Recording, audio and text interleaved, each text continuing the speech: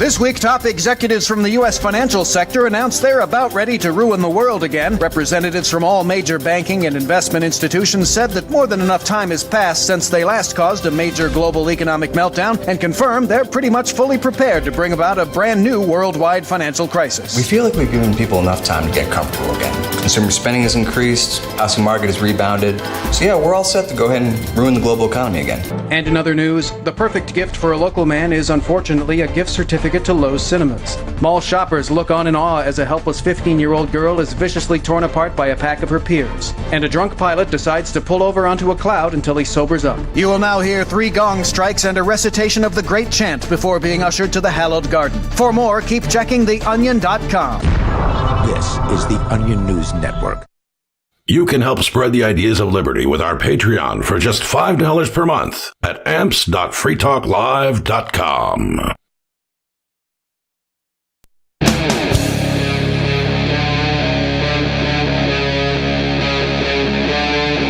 Free Talk Live.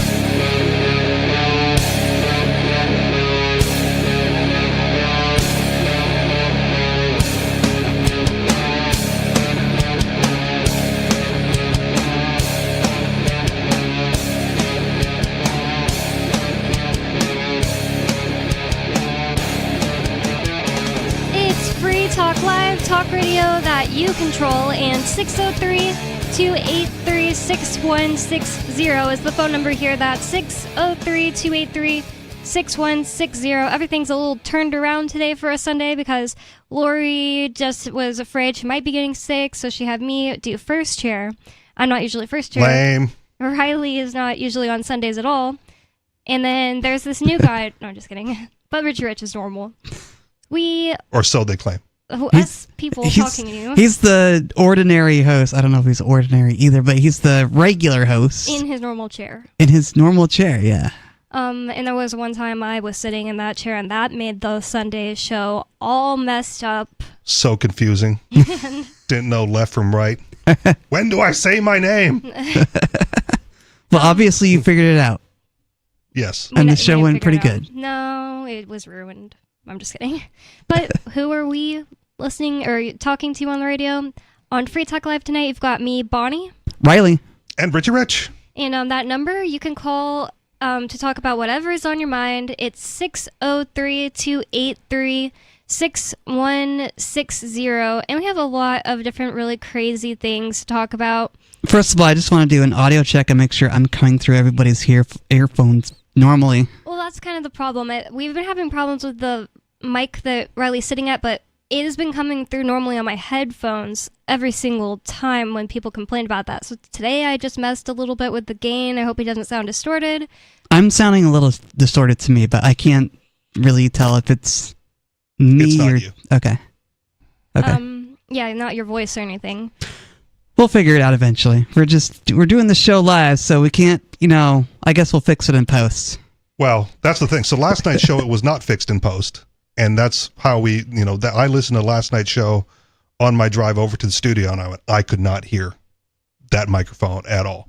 So if you're listening, like, to the live show, and you're having trouble hearing Riley, then please absolutely do give us a call. Yeah. Because then, it'll help us troubleshoot whether or not this is something that's going on only in the recording, or if it's part of the live show, or we're trying to narrow it down and figure out where the weak link in the chain is of this audio production. We just want to find all the gremlins and work them out because, our dear friend Ian is at the Devon Spiritual Retreat, and it's hard for us to reach him at times because he's doing his spiritual retreat things. And the tech wizard is absent. Yeah. It literally is absolutely like gremlins because that's the thing. Like, if some levels were messed with on this thing that no one of us in first chair would ever touch, my dog doesn't climb on things. Are you sure?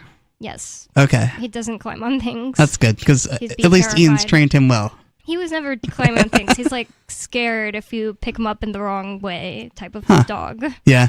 I don't know if it applies to the audio equipment, but Michael Fiend, if you remember Michael Fiend. From the Freedom Fiends? From Freedom Fiends. He once described computers as like a mix of technology and voodoo. And I'm like, well, he's probably right about that. That applies. It's literally true, because like the other day something else was wrong, and Ian and I actually fixed it, and Ian was like, you don't understand body. Like, that shouldn't be doing that. It makes Right. no sense. Right. But we do have a caller on the line, so, they went away. And they had a cool name, so I was hoping that they would tell me how to pronounce it. But anyways, if you want to call it 603-283-6160, we have a lot of just, like, crazy things to talk about because it is Sunday, and Richie Rich is... Fun day. I don't even know how he does it. He's like an expert at finding really freaking weird news you don't see anywhere else. It's the way Richie Rich is. He loves the fun and crazy weird. He loves the number 2 stories. Somebody has to have a... It's not that talent. complex. I have a RSS feed of a whole bunch of different news sources. And when I find a news source that gives me like a couple of weird things that I find elsewhere, I just add it to the RSS feed, and then bam, one more news source. And I read a lot of news headlines throughout the week. It's like patience and stuff too, because honestly, sometimes I just look for like, what's like the most important thing on Drudge Report that I can talk about, because it's like, which is part of my news feed. Like Drudge is in there. It's one of the sources. Nice. A lot of times I ignore Drudge after clicking through the headline though, because it's usually like paywalled, and I don't want to go through the extra steps of going to the archive and figuring it out. So, yeah, that's always annoying. I usually use archive. It's working on my phone and computer at this point. It's just an extra step, right? Like it's a nice extra step that we know how to do so that we can access these paywalled articles and not give the corporate oligarchs our money. This story is from a reputable news source, International Business Times, ibtimes.com. And I saw this. I saw this somewhere else. I saw this like on Twitter, and it's really creepy and weird that this happened. Man's dead body found in Planet Fitness tanning bed after 3 days. First of all, how did he die in there? Like, probably dehydration, most likely. I mean, that's a good guess. It would be my guess, at least. And even in a gym at all, like I said, it's not a sauna, but... See, I would say cardiac arrest, and it just happened to happen in the tanning bed. Yeah, just that would be another approach. That would be another idea, too. I mean, tanning beds aren't the most reputable places to, get medical help. I also don't think you're going to, like, dehydrate that quickly. I mean, you're only supposed to be in there for, what, like, well, maybe 20 he was minutes, already half like an hour? dehydrating, and it was like some kind of like a shock to the system. I don't know, like it's just a guess. But the other thing is, it could just be that, like you said, he like was gonna have a cardiac arrest, and it happened when it happened. Yeah. Oh, the other thing I was gonna say, I think I only went in them like 3 times ever. First time I went into a tanning bed, I got really claustrophobic. I was like, whoa, I didn't even know this was like a thing for me. It's okay, I'm fine. I don't know, maybe it could be like a panic attack. Okay. But that seems like if you panic, you just kind of push it open and be fine. Yeah. Get out. He wasn't locked in, and I didn't read through the whole article either, because the headline was salacious enough. But there was another article several months ago where, they were like, it was an anti-corporate America one. It was like, lady dies at her cubicle and isn't found for 4 days. Wow. Well, yes, wow, except that, she died on Friday, and then they found her on Monday, right? So like the 4 days was like everyone went home for the weekend, and then found her when they came back to work, which doesn't seem all that, bad. It would be so much worse if she died on Monday and people were like throwing paperwork on her desk. Right. Yeah. Go, Anne. That would be more of an assault on like corporate America. But it would be. She stayed late on Friday. Everyone left before her. No one thought to check on her over the weekend. And then, oh my goodness, they walk in Monday and they find a body. Oh, that's really like gross too. But like the tanning bed, I've been a member. Have I been an actual member? I've been a guest at Planet Fitness. I don't think I've actually had my own membership there. I think. Yeah. I don't remember. But the tanning beds, you have to book them. Right. They go, oh, okay, we got time for you. You got your 10 minutes or whatever it is, here. And then you go in and like, they're supposed to be way more like looking. What am I trying to say? Like monitoring that, because like they will tell on each other. Like if you're going to a tanning bed 5 times a day and just going to different Planet Fitnesses, like they keep that information together. I found that out from my friend who was like obsessed with tanning. Yeah. Huh. She got like denied going in one. Planet Fitness is a very, spy in your neighbor culture. Interesting. I didn't know that about Planet Fitness. Well, again, because they're the gym for the other guys, so they're not really for like athletic people or they just happen to be in this area the only gym and fitness center with like reasonable hours for working adults. Right. And so like, well, I guess you got to go to Planet Fitness if you're going to be going to the gym at like 8:00 at night and nothing else is open. But the tanning bed situation is like, no, this one's booked, and you got, and then they're supposed to go in and clean it. So like the fact that they were on schedule and they didn't book anybody else after that person, right? And then nobody went in and found them for 3 days seems a little excessive. They didn't clean it for one thing. Yeah, they didn't clean it because they would have found somebody. Like, sir, you're not supposed to be in here. This is supposed to be unoccupied right now. We don't have you booked. Yeah, that's really scary for whoever found him too. But let's see what happened. They have the lunk alarm. Like, oh, don't put your weights down too hard. What does that mean? Because me and my sister were like, "What the heck is this word?" It's so the lunk? funny. Yeah. Like a brute, I guess. Someone who's got a lot of muscle and not a lot of brains. That makes it even funnier. So this is from the ibtimes.com, the International Business Times. Again, a reputable source. Yes. A man was found dead inside a tanning bed at a Planet Fitness gym on Monday in Indianapolis, Indiana, authorities said. The Marion County Coroner's Office on Tuesday identified the deceased man as 39-year-old Derek Sink, though the office had not yet determined the cause or manner of death. Well, lame. That's what we want to know. Maybe they will say it later in the thing, in the article. We're going to keep an eye on this one, folks. It says that the police responded shortly after 8:30 a.m. Monday. Oh, so here's another thing where he was in there for 3 days and he got found on a Monday. Yeah, but Planet Fitness is usually open on weekends. Oh, they have limited hours, I think, but they're not. I don't think they're, unless that one's closed. Yeah. The ones around here are open 7 days a week. Yeah. And my question is, why was this person found in the tanning bed and not have that tanning bed checked before closing time? Yeah. If so, yeah, you would have to run through it, and I'm sure they don't have to think very often. Okay, it's time for us to go check to make sure someone's not in there dead, but they should be cleaning it. It's really gross if they're not. Must be Gen Z manning the counters. Yeah, I lazy bunch of believe it. slogs. Every time I go into I don't do this anymore, but anytime I've been to a fast food restaurant and I go in there and it's a bunch of teenagers, I get ew, this is gonna be dirty and gross. I can't help it because that's how people's kids have been raised now. They all just are irresponsible. Well, a lot of people's kids have been raised, but I know my nieces and nephews haven't been raised that way, and they are around that age, so. Well, if they're acting the way they act in these, or not they, but if they're acting the way these people act in the Dunkin' Donuts near our house, then I'm going to have to make an assumption about them. Okay. Whether they have been raised well or not. I don't want to blame that on Gen Z. I think that's you just getting old. No. And okay. And the reason I say that is because I have worked with teenagers in fast food restaurants, and I have had friends who were teenagers working in fast food restaurants when I was a teenager. And again, it's just that age range is when they're learning work ethic, not when they've developed work ethic. I think it's just worse, seriously, because people have 0% what's the word? Oh, there's someone in the room who's a customer, we need to pay attention, and everyone recognizes this. Yeah. Dunkin' Donuts specifically by my house, I haven't been there since I just don't eat fast food, and besides, I wasn't old then. I was 24 when I first moved here. I went into it one time and they were jumping on each other's shoulders, yeah, and yelling, and it's I feel it has to be much worse than any other generation in terms of And I've had a friend at Baskin-Robbins close the store so he could serve us free ice cream when he wasn't even the manager.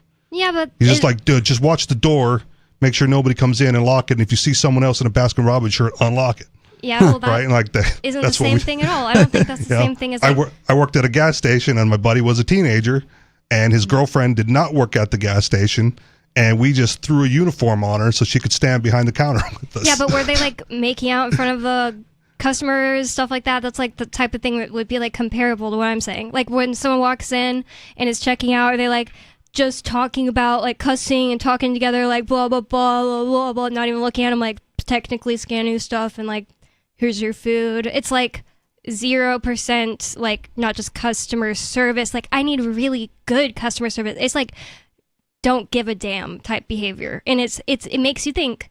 And that's the other thing. Like, I have had eaten fast food like my whole life up until then. I never walked into like a McDonald's even and just thought like, it's so ghetto in here that it's gonna be dirty. Except in Tuscaloosa, Alabama, at a barbecue.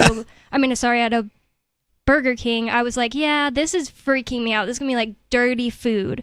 I would say that might be closer to just a New Hampshire thing, because when I moved here, I dubbed it the culture of mediocrity because of behavior like that. Like I experienced the teenage thing everywhere, right? But when I came here, teenagers and adults alike just have a lower level of service attention than any place that I've ever been, right? And so I think it's New Hampshire specifically has a culture of mediocrity when it comes to service and how to take care of actual customers. I could see that being true, because like the places I'm comparing in my head are mostly like Texas. There you go. And it's like I lived in like a nice suburb of Texas, 2 different ones.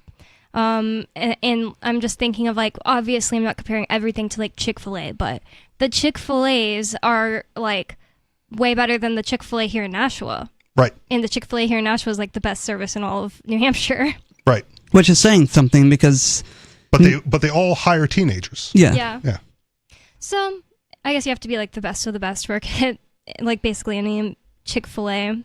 I just think it's interesting that, New Hampshire doesn't have high quality service like other states would. Well, here's the thing. When I lived in Dugway Proving Grounds in Utah, it's a tiny town technically that's on a giant military base, but only like 100 people live on the town that's connected. And that's where I first started doing jobs and stuff, and it feels like my hotel bosses expected more from me than like, okay, I also worked at a restaurant. I feel like my restaurant bosses even expected more from me than like I see recently from teenagers in restaurants. But there was this culture all the time where we'd be like, well, do we have to do this? And they'd be like, technically corporate wants us to do this, but it's Dugway. Meaning, well, no one cares. We don't expect the most of each other. And that's how I feel why New Hampshire would be similar, because it's basically one big small town. That actually makes sense. I mean, when small towns do their thing, they're all one small group, and they're very insular. And New Hampshire seems to have that kind of vibe too. It's all rural and not big city vibes or anything like that. Right, but it's a pervasive culture that spreads across New Hampshire, right? Like it's not, if you wanted good service, you would have a competitive advantage over any other competitor in your industry, because the service here is just garbage. Like basically wherever you go, the service is generally garbage. And but there's no incentive to do it, because why would you? It's ingrained in it's going to take that, right? It's going to take people, people migrating here from other states to go like, man, we could probably do this a lot better. Like everyone and then that compete. I interact with at all are from other states, basically. I can't even think off the top of my head of anybody that I hang out with like often that's like from New Hampshire, because I'm a Free Stater. But like if you even think about like Keen, Little Zoe's, it's like I don't know if everyone agrees here, but nope. Here, screw those guys. Well, yeah, you had a bad experience, and that's crazy. A first impression bad experience, right, along the lines of service. Yeah, that is crazy. Like that and blows no my apology, mind. no makeup, just screw you and slough off. It's so crazy. So screw those guys. That's not been my experience. I won't patronize them ever. But they are from a different place, not from New Hampshire, so I brought them up because I've always had good experiences with them. But yeah, that's crazy what you told me. I forgot about it as I started saying that. I remember. But we do have a caller on the line. I want to see what they want to talk about. Caller, unscreened caller, you're on Free Talk Live. What's on your mind? I was thinking of something earlier, and I thought this would be the perfect show to ask about. It's something I've been thinking a lot about lately. It's very much liberty related. What do you guys think about this conclusion I've come to, which is that prosecutors as they exist now are immoral, and that the idea of a plea deal to begin with seems not to be copacetic with the concept of people instilling justice? Oh, plea deals? Yeah, because they basically give the prosecution a way out, a way to put a whole bunch of, charges on somebody, so that way the person is scared. And they only know they have to win, or they are only going to win one of them. Well, they threaten you with all of these, and then they tell you, or that they're not going to win any, maybe, but they tell you if you just take a plea deal, it'll make all of this other stuff go away. There's like all kinds of incentives that are bad because of the plea deal, that they're allowed to do that at all. Oh yeah, I mean, a plea deal is just a way for the prosecutors to be like, well, here, we'll make this all go away if you just plead guilty to this one thing. Well, I'm not guilty of that thing. Well, you have to plead guilty if you want this to all go away. There's no incentive for you to take it to trial and win. Yeah, they're incentivized to win on their end, not to seek justice. And it's not a justice system. Let's say that person did do 4 crimes and should be convicted of 4 crimes, and they're all like with victims and stuff, but then they take a plea deal and only get like the consequences of 1. How is that really fair, you know? Which is the conclusion I was coming to. And both of the points you made were great. One, that plea deals are a great tool to manipulate people that might be frightened into agreeing to a crime they didn't do because, hey, you're only going to get 2 years instead of 30. And on top of that, yeah, it really feels terrible for a victim's family, for example, if somebody has something done to them.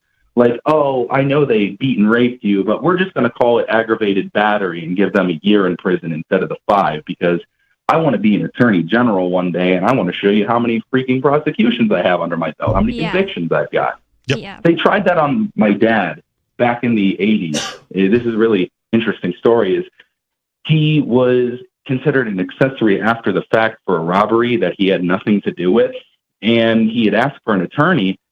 But what they did is they gave him something called a, quote, statement of charges that basically said, oh, this is what we have on you. This is the fact. And by signing this, you agree this could happen to you, which basically at the end of the day made him squeal and give a statement he didn't want to give after asking for counsel. And fortunately, the Supreme Court of the state he was in decided to toss that out.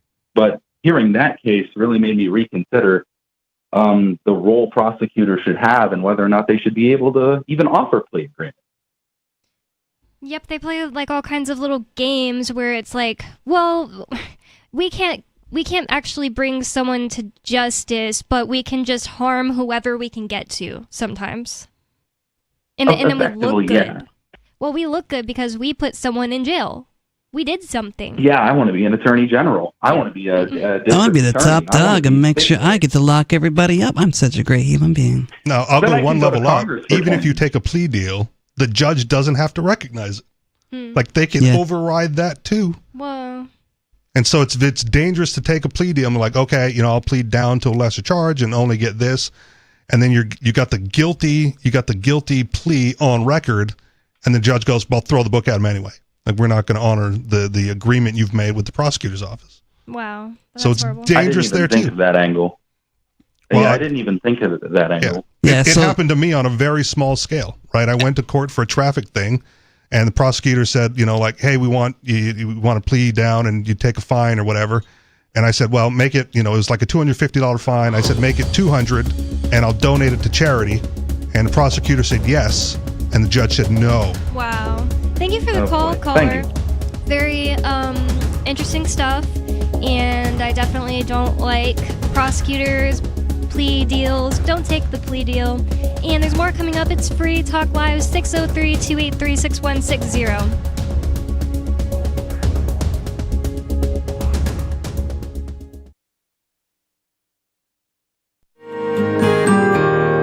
So the protection of life, liberty, and property is what the Free State Project is all about. But it's an effort to move 20,000 people who understand. It's about demonstrating to the entire country that, yeah, we can have a free market, a truly free market. Making it just a freer, great place to live. It's the world's largest voluntarist libertarian community, and it's only getting bigger. That's amazing, to be able to move to a place where other people passionately believe in being free and independent. What the Free State Project is managing to do, though, is to put their money where their mouth is. It's physically getting up across the country and saying, let's go someplace and let's demonstrate the power of these ideas. There's a lot of kind of philosophy that surrounds liberty. There's a lot of thinking about it and talking about it. But here in New Hampshire, people are doing it. 101 Reasons Liberty Lives in New Hampshire, a documentary by Free State Project Early Movers. Watch it free at 101reasonsfilm.com. 101reasonsfilm.com. From Feature Story News in Washington, I'm Jagruti Dave. President-elect Trump has named all of his top cabinet picks for his upcoming administration. Scott Carr reports from Washington. Trump named several people to head various departments Friday and Saturday, including the closely watched nomination of hedge fund billionaire Scott Bessent to serve as Treasury Secretary. Jeanette Neshawat is the second Fox News contributor to be named to his cabinet, Neshawat to be the Surgeon General. One of the authors of the so-called Project 2025, Russell Vought's been tapped by Trump to lead the Office of Management and Budget, and he's chosen Dr. Marty Makary, a controversial Johns Hopkins surgeon, to lead the FDA, and a former NFL player, Scott Turner, to run the Department of Housing and Urban Development. I'm Scott Carr in Washington. Democratic Senator Tammy Duckworth is open to confirming President-elect Trump's cabinet picks, but wants them to go before the Senate for confirmation. Appearing on CNN State of the Union, Duckworth said she's willing to confirm some of Trump's nominees, but that senators need the chance to evaluate their qualifications. I think that's all we senators are saying is, let us do our job, send these people to us, we will ask the questions. The Illinois Democrat praised Trump's pick for Secretary of State Marco Rubio, saying he's a good friend and colleague who's definitely qualified for the job. However, she had harsher words for Secretary of Defense nominee Pete Hegseth, who she criticized over his comments, saying women shouldn't serve in the military in combat roles. Duckworth, an Army veteran who lost both of her legs in Iraq, said women who serve in the military are vital to its operation, and argued if Hegseth doesn't understand that, then he isn't qualified for the position. Hezbollah has fired around 250 missiles towards Israel after an Israeli strike in central Beirut on Saturday, which killed at least 20 people. The US is attempting to broker a peace deal between Israel and the Lebanese militant group Hezbollah, who has been fighting in solidarity with Hamas in Gaza. Meanwhile, Senator Chris Van Hollen is urging President Biden to use U.S. leverage to improve the humanitarian situation in the Gaza Strip. The Maryland Democrat told CBS's Face the Nation that the Biden administration should withhold American support for Israel until the country allows more humanitarian aid into Gaza and stops using U.S. weapons in violation of international law. We've seen this pattern where President Biden makes demands of Prime Minister Netanyahu only to be ignored or slapped down entirely. And then President Biden sends more bombs and more money. This comes after the International Criminal Court issued an arrest warrant for Israeli Prime Minister Benjamin Netanyahu last week. Yep, we still do email. Drop your email address in the entry box at freetalklive.com, and you'll be kept in the loop with Free Talk Live.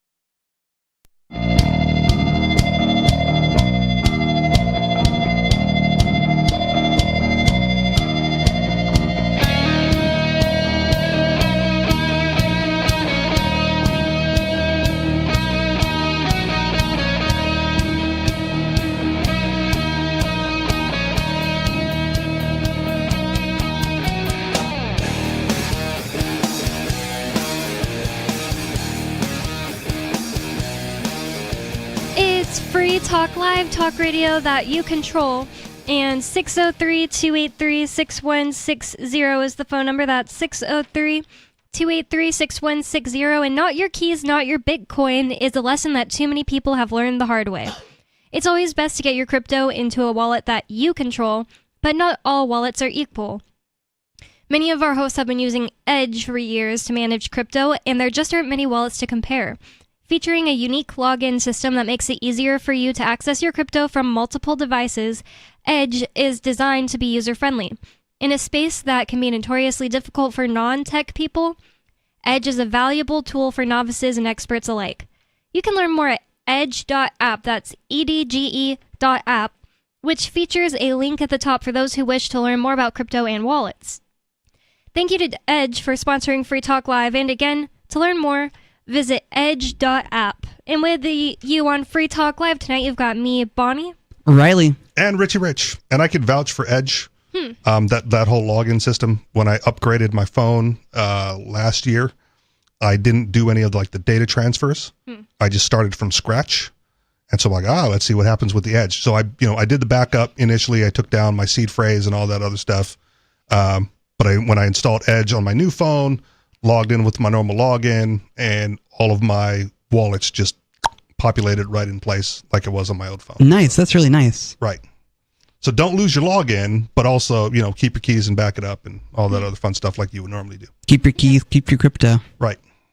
I had a similar thing, but the FBI stole my phone, and then when I got my new phone, I was able to just log into my Edge, and you have to wait a week. Maybe you mentioned that. You have to wait a week for them to make sure it's you. I don't know. Yeah, I might have had to do that. I don't recall that, but whatever time it popped back in. So we were talking in the. But if the FBI stole my phone, though, I'd immediately transfer it out of that wallet, because if they're accessing it, forget about it. Well, after. Dang, I guess that doesn't count. Anyways. Yeah. if it showed up, right? You wait your week and wallet, your money's there. But if the FBI still has your phone with your other cryptos on it, I don't know if I would leave my cryptos open in there. Some kind of huge amount of crypto either. It was just I had just gotten into crypto less than 6 months before the FBI raided our house and had a few little cryptos on my phone. All right. So I'm trying to remember. They're still monitoring you though because with your phone. I actually think seed phrases were involved in my transferring or getting it. So maybe I got a new one. I don't remember, but I just know I had to wait a week, and I was like, oh my gosh, what's going on? And that was fine. And that's great because some other wallets don't have any kind of fail safe for you. Edge is just the best. I really like it. I never have problems with it. Other wallets, there are times where I'm just I'm so confused what's happening. It's all messed up. I have to go on forums and try to get myself help with fixing things that I just don't understand what's going on. I just never have had that with Edge. Yep. The worst is maybe sometimes things are not resyncing. I keep having to resync it or turn the app off and back on to make something do something, but it's never horrible. It's any other app. I will say this. I know they're not a sponsor, but Proton has a wallet, and I'm waiting to get access to that wallet to see how it compares. Proton Mail? Proton Mail, Proton VPN. They're also doing a crypto wallet, but it's, nice. It's limited release, and I'm not a paying member of Proton. So I do not have access yet, but I'm waiting patiently to get it. Interesting. I hadn't heard that they were doing that.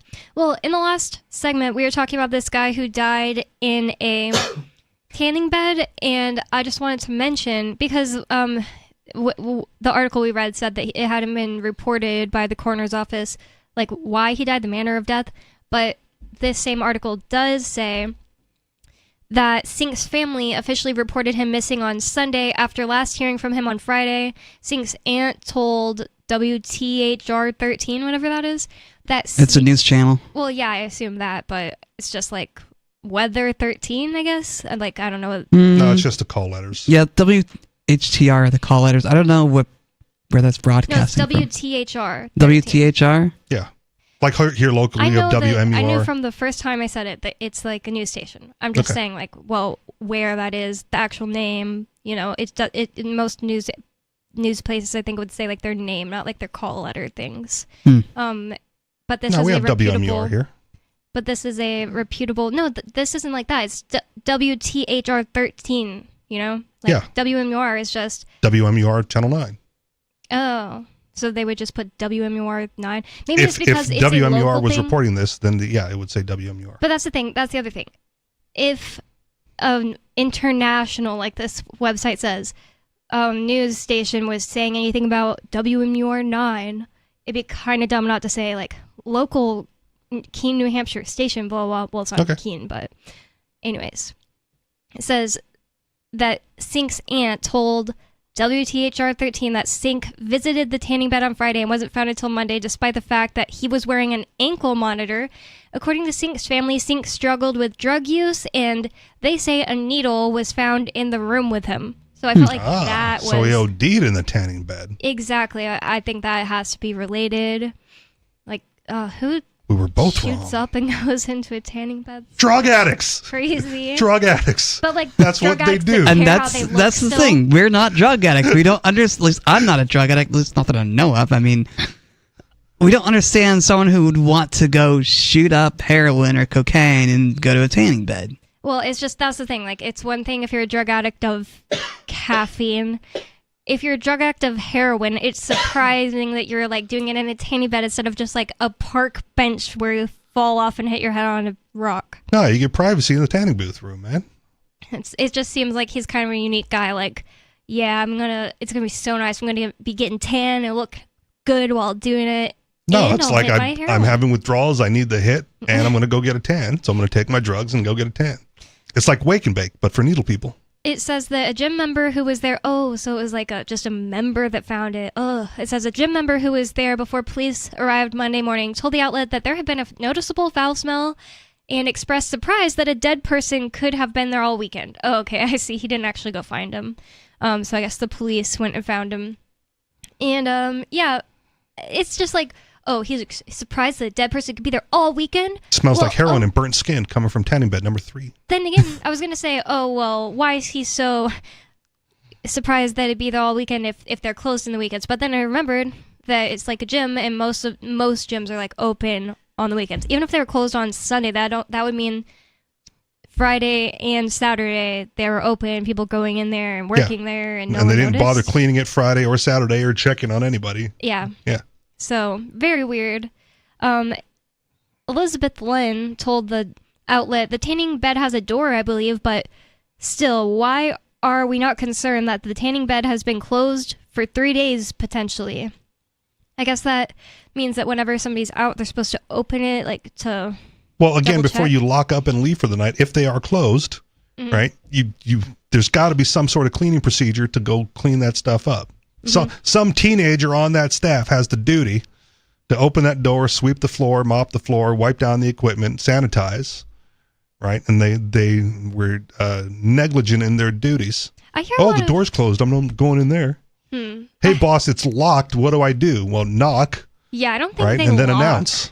Like, that'd be really, like, why? Why would you need it locked? Because you get naked in the tanning room, man. Yeah, but You don't want somebody walking in on you while you're you mean naked. like a door, not the actual tanning bed itself, but like a door I think before that's then? what they're saying. There's a door that was closed. Oh, I didn't even think about that. Yeah, it's like a private room. Yeah, that makes sense. I thought you meant the tanning bed would be locked. No, you I'm locked knocking it. on it, and the guy's in there. No, I can in see that through case, the little hole. yeah. No. But you knock on the door. If no one answers, you announce, right? And if it's locked, you say, "Hey, I'm coming in," and then you know, you've done your due diligence. If someone was alive in there and didn't want you to enter, they could respond to the knocking. Yep, I mean, it's just like hotel rooms. The Right. maids just knock a few times, and if you don't answer, it's on you when they walk in. Yeah. The only problem is if you're in the shower, you probably don't hear it, and then it's so awkward because, like, I was not a housekeeper, but I was front desk, and, like, I'd knock, you know, there's, like, a certain way you're supposed to do it, like, maybe knock 3 times, yell all times. And then you use your key and you open the door, and then, like, if they're in the shower and they just didn't hear you, open it, and it's like the shower is just like, you're only, like, you know, less than 10 feet away from somebody in a shower, and it's awkward, and you shut the door. But yeah, anyway. you're like, oh, they're just showering. Yeah. Right, we'll come back. Now, if you come back later and they're still showering, right, maybe go in and announce to make sure that they're not dead in the shower. I've never had to make sure somebody wasn't dead. Oh my god, that'd be so scary. I would never want to do that. Not That I would be a little frightening to have a dead person in your shower. Sometimes it's Really? more like you can't tell if, yes. Well, Frightening? It's not like they're going to get up and attack you. at first you said your shower, but Okay. Well, I mean, the shower worse. at the hotel. Yeah, I mean, that's what I'm saying, is it would be a little frightening because encountering a corpse might be a little scary. It might fall on you. I've never encountered one. It's going to be slumped over. It's not going to hold itself up while it's dead. Yeah, I guess you're right. I don't think it's I don't know what gonna I'm fall on thinking. you. But it would also scare me. Like, sometimes I would be the only person in the whole hotel because it's the middle of nowhere. So sometimes, like, there would be not any guests, and I'd be the only person in the whole hotel working because I did the night shift. And I don't know, say there was one person in the hotel, and then just like on the phone, my boss, yeah, it's been blah, blah, blah amount of time. Should I go check if he left the room without me knowing or something? Then you go there, he's dead. It would just be, I assume it would be really scary to be just like, oh my god, I just saw a dead guy, and then walking through the whole hotel, running down the hall, going on the elevator to make sure you get to the cops, and then just knowing you're in a hotel with a dead body. It would be scary if you knocked and he said, "Come in," and then you found a dead guy. Well, that would be really Oh yeah, that'd be really scary. A dead man talking, that'd be really, really frightening. Otherwise, you don't even need to run. He's already dead. Unless you're like, calling 911 I would or be running intercom to get 911. away from the dead body. Okay. I'm sure He's go, "Oh, yes, I have seen a non-responsive. dead Call body." 911 and then let them take care of it. I've seen a dead body, but it was only my friend's grandpa in his casket, and it just was like so odd because I'd seen him like 2 days before, moving around and stuff, and they, you can just tell like they look different than they normally look. I guess also because he'd be wearing makeup and stuff, so. He's been decomposing for days, but then they put the makeup on him. Yeah. To try to make him look as close to real as possible. There's something just so eerie about it. Like, it was just like shocking. Anyways, I feel bad if it was like a worker, like some teenager, like you said, that had to find the guy, but if it was cop, I don't care. Traumatizing, maybe. Maybe get some therapy, but yeah. I don't know how you can be scared of it. Ah! They're after me. Especially if it's just like, oh, he had a heart attack or something. It might not be as scary, but like imagine being like a first responder who's seen a whole bunch of people who are like crushed in car accidents. That'd be way worse. Yeah. That's but I don't think they fear it. They're not Yeah. scared of it. They're just like they're more used to it. Yeah. Well, this is from the dailymail.com, or I guess it's dailymail.co.uk. Is that another reputable source? Yes. Reputable news source. It's a reputable news source, Daily Mail. It says a church in Switzerland is using an AI-powered Jesus hologram. I didn't know it was a hologram. That's great. To take confession. They should let it do mass too. Oh my god. That's probably a little better than having a priest do it, because then you're talking to a computer about your confessions. The sermon and the pulpit. I didn't even think about that. Like that's a little weird. Sorry, I was trying to get my thought out while talking. It seems not right. If you're a Catholic, you're supposed to confess to a person who is part of the church, not a computer. Like, I mean, you're gonna get the same response though. 5 Hail Marys, 2 Our Fathers, and I've never been all Catholic, is forgiven. So. Okay. And I already have like a problem with that being like, oh, well, you do something wrong and then you just confess it and do Hail Marys, like you said, and then it's just fine. Yeah, I have a problem with that too. Are they recording it? Because it'd be preferable, right? Wait, what? Are they recording the confessions? I don't. Because if they're not recording the confessions, then it's preferable to talk to an AI. Well, they can be like, "Oh, I just murdered like 17 people." That's what I'm saying. And the AI is not going to say anything. You use like the 3 Hail Marys and you're clear in God's eyes. The person doing the confessions might like feel better about it because it's just a computer. But that's what I'm saying. Like, could it really work if the process is supposed to be you're telling a person?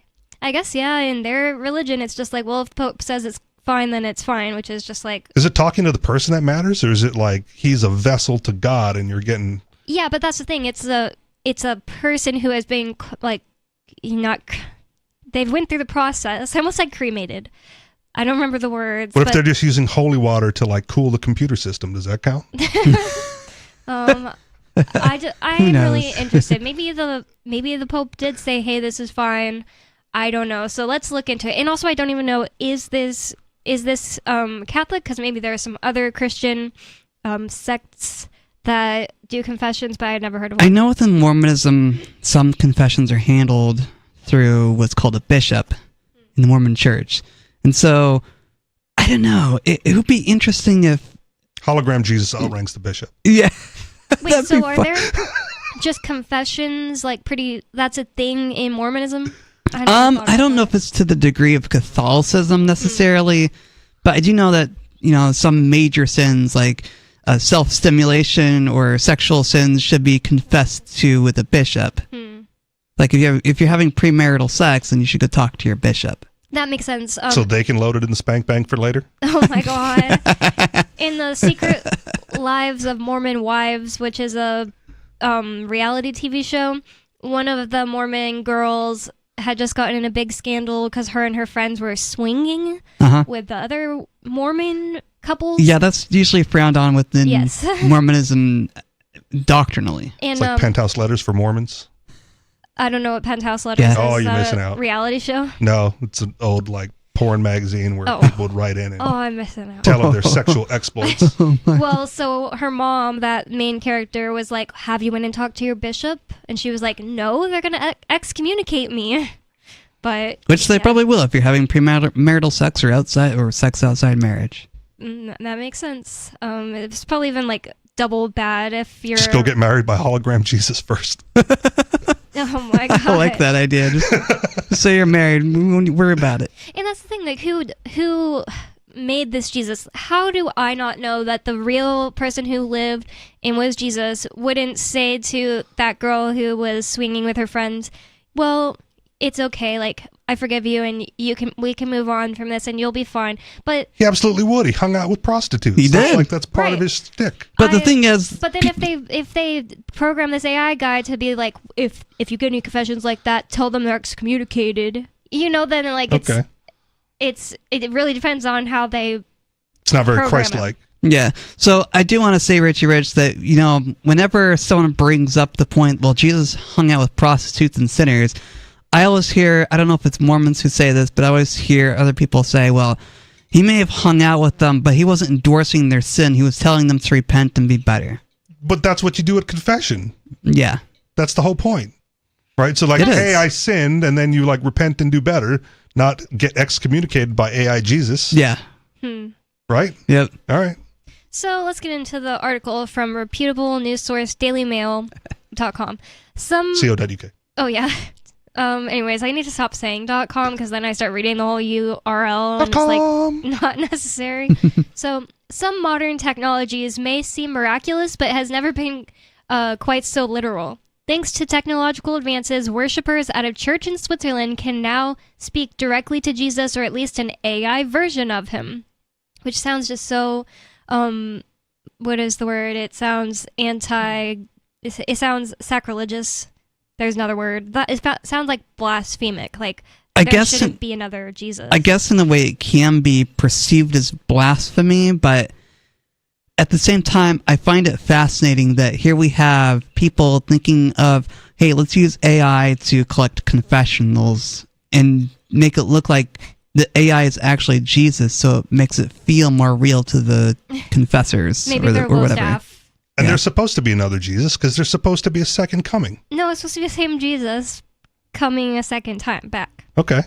Like in the same form, or maybe he's just advanced in technology. I don't know. I don't know either. I know that he's supposed to descend in a cloud and still have his physical body. Oh my goodness. The cloud? Descending in the cloud? The AI network with the hologram Jesus? Oh my god, dude, you just figured it out. It's all... The prophecy has been foretold. It's been foretold. Jesus is now descending in a cloud, the AI cloud. This would be quite a letdown. We're so sacrilegious on this show. I love it sometimes. So it says, as part of an art project called Deus en Machina, I think that's how you say that. Deus ex machina. But it doesn't have X here. It says Deus in Machina. St. Peter's Church in Lucerne has installed an AI-powered Jesus hologram to take confessions.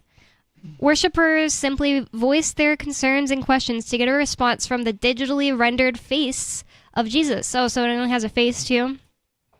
Just like kind of like floating clouds behind him.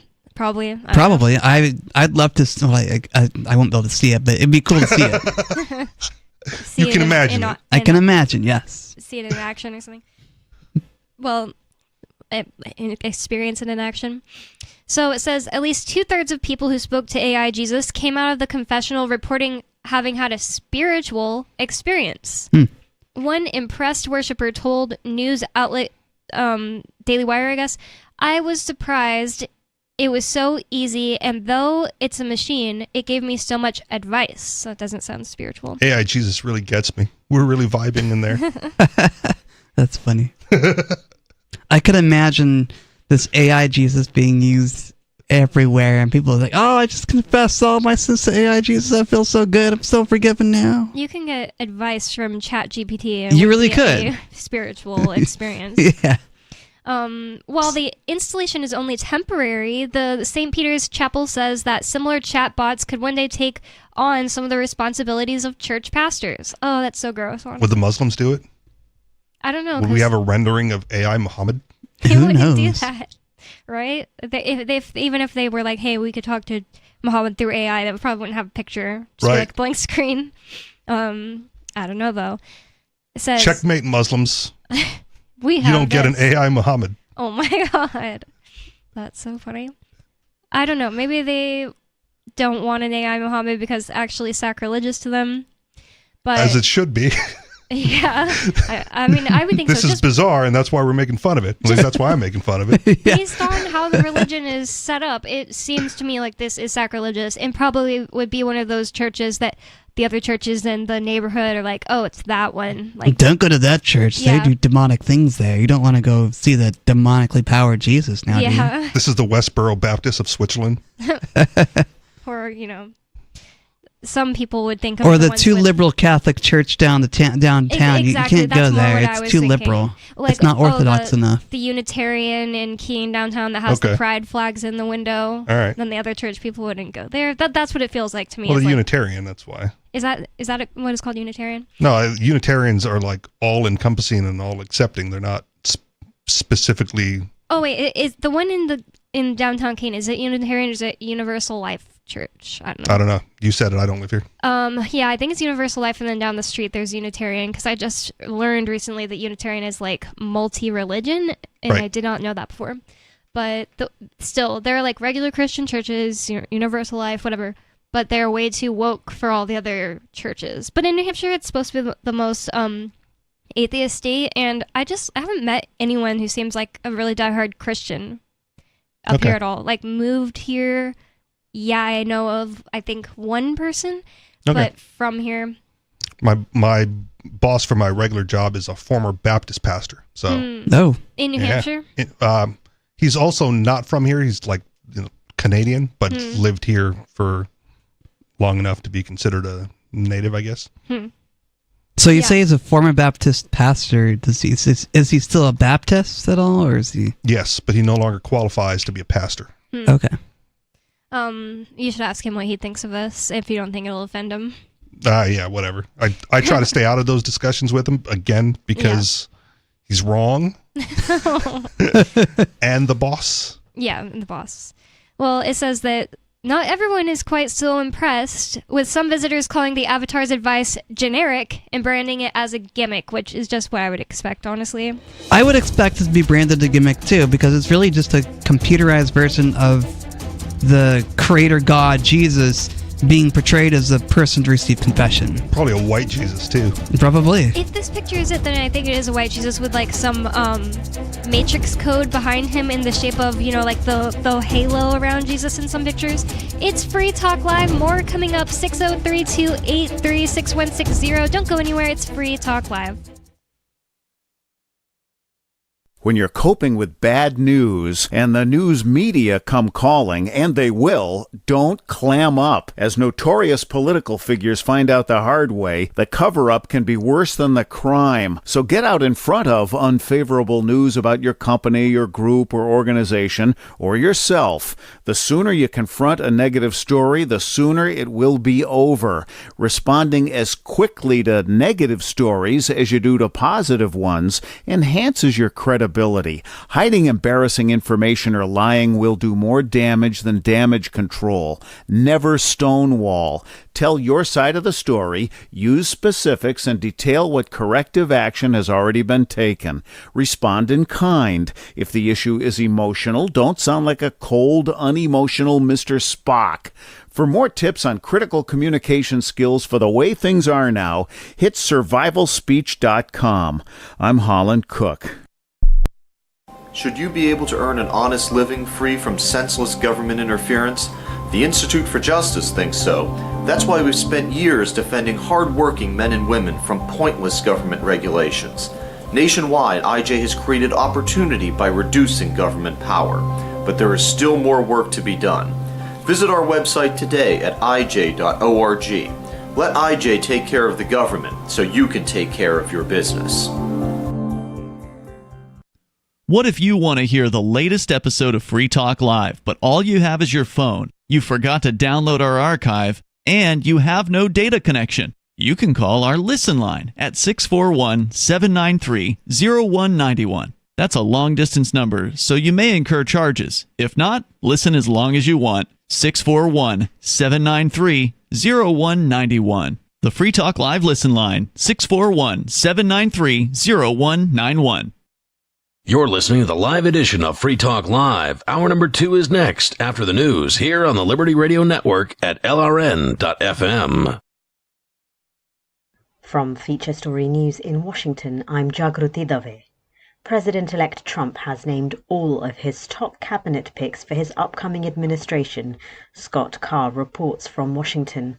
Trump named several people to head various departments Friday and Saturday, including the closely watched nomination of hedge fund billionaire Scott Bessent to serve as Treasury Secretary. Jeanette Neshawat is the second Fox News contributor to be named to his cabinet, Neshawat to be the Surgeon General. One of the authors of the so-called Project 2025, Russell Vought's been tapped by Trump to lead the Office of Management and Budget, and he's chosen Dr. Marty Makary, a controversial Johns Hopkins surgeon, to lead the FDA, and a former NFL player, Scott Turner, to run the Department of Housing and Urban Development. I'm Scott Carr in Washington. Democratic Senator Tammy Duckworth is open to confirming President-elect Trump's cabinet picks, but wants them to go before the Senate for confirmation. Appearing on CNN's State of the Union, Duckworth said she's willing to confirm some of Trump's nominees, but that senators need the chance to evaluate their qualifications. The Illinois Democrat praised Trump's pick for Secretary of State Marco Rubio, saying he's a good friend and colleague who's definitely qualified for the job. However, she had harsher words for Secretary of Defense nominee Pete Hegseth, who she criticized over his comments, saying women shouldn't serve in the military in combat roles. Duckworth, an Army veteran who lost both of her legs in Iraq, said women who serve in the military are vital to its operation, and argued if Hegseth doesn't understand that, then he isn't qualified for the position. Hezbollah has fired around 250 missiles towards Israel after an Israeli strike in central Beirut on Saturday, which killed at least 20 people. The US is attempting to broker a peace deal between Israel and the Lebanese militant group Hezbollah, who has been fighting in solidarity with Hamas in Gaza. Meanwhile, Senator Chris Van Hollen is urging President Biden to use U.S. leverage to improve the humanitarian situation in the Gaza Strip. The Maryland Democrat told CBS's Face the Nation that the Biden administration should withhold American support for Israel until the country allows more humanitarian aid into Gaza and stops using U.S. weapons in violation of international law. We've seen this pattern where President Biden makes demands of Prime Minister Netanyahu only to be ignored or slapped down entirely. And then President Biden sends more bombs and more money. This comes after the International Criminal Court issued an arrest warrant for Israeli Prime Minister Benjamin Netanyahu last week. President Biden has called the move outrageous. From bureaus worldwide, this is FSN. With FSN Spotlight, I'm Simon Marks, looking in more detail today at the outcome of COP29, the climate change summit that has finished in Baku, the capital of Azerbaijan. It ended with a $1.3 trillion agreement to provide funds for developing world nations to move towards a low-carbon economy. But only $300 billion of that money will come in the form of grants and interest-free loans. The rest of the cash will rely on private investors and new levies on fossil fuel use that have not yet been agreed. Riley Ware is with Christian Aid's delegation attending the event in Baku. We're disappointed ultimately because this was billed as the finance COP that would actually meet the needs of developing countries, both to tackle the impacts of climate change, the droughts, the floods, the storms, but also help them decarbonise their economies over the next few years.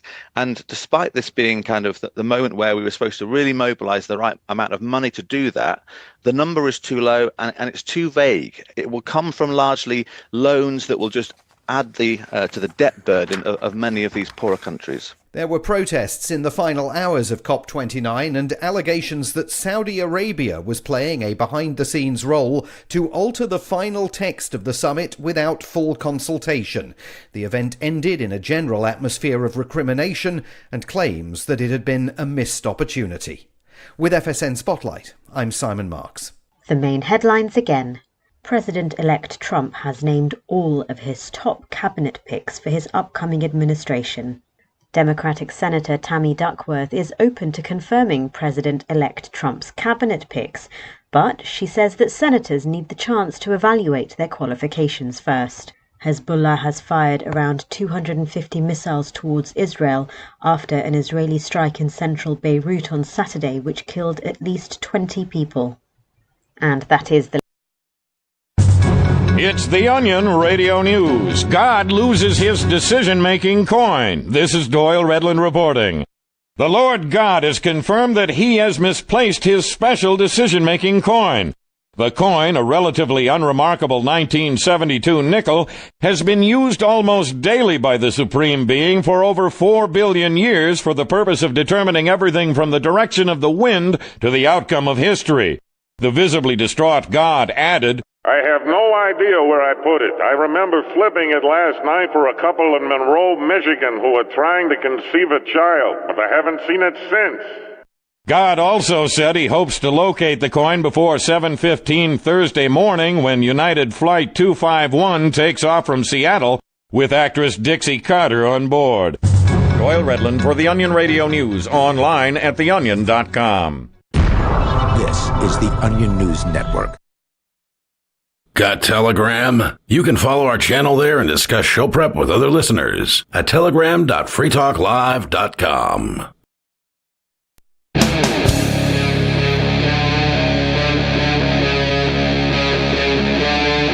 Free Talk Live.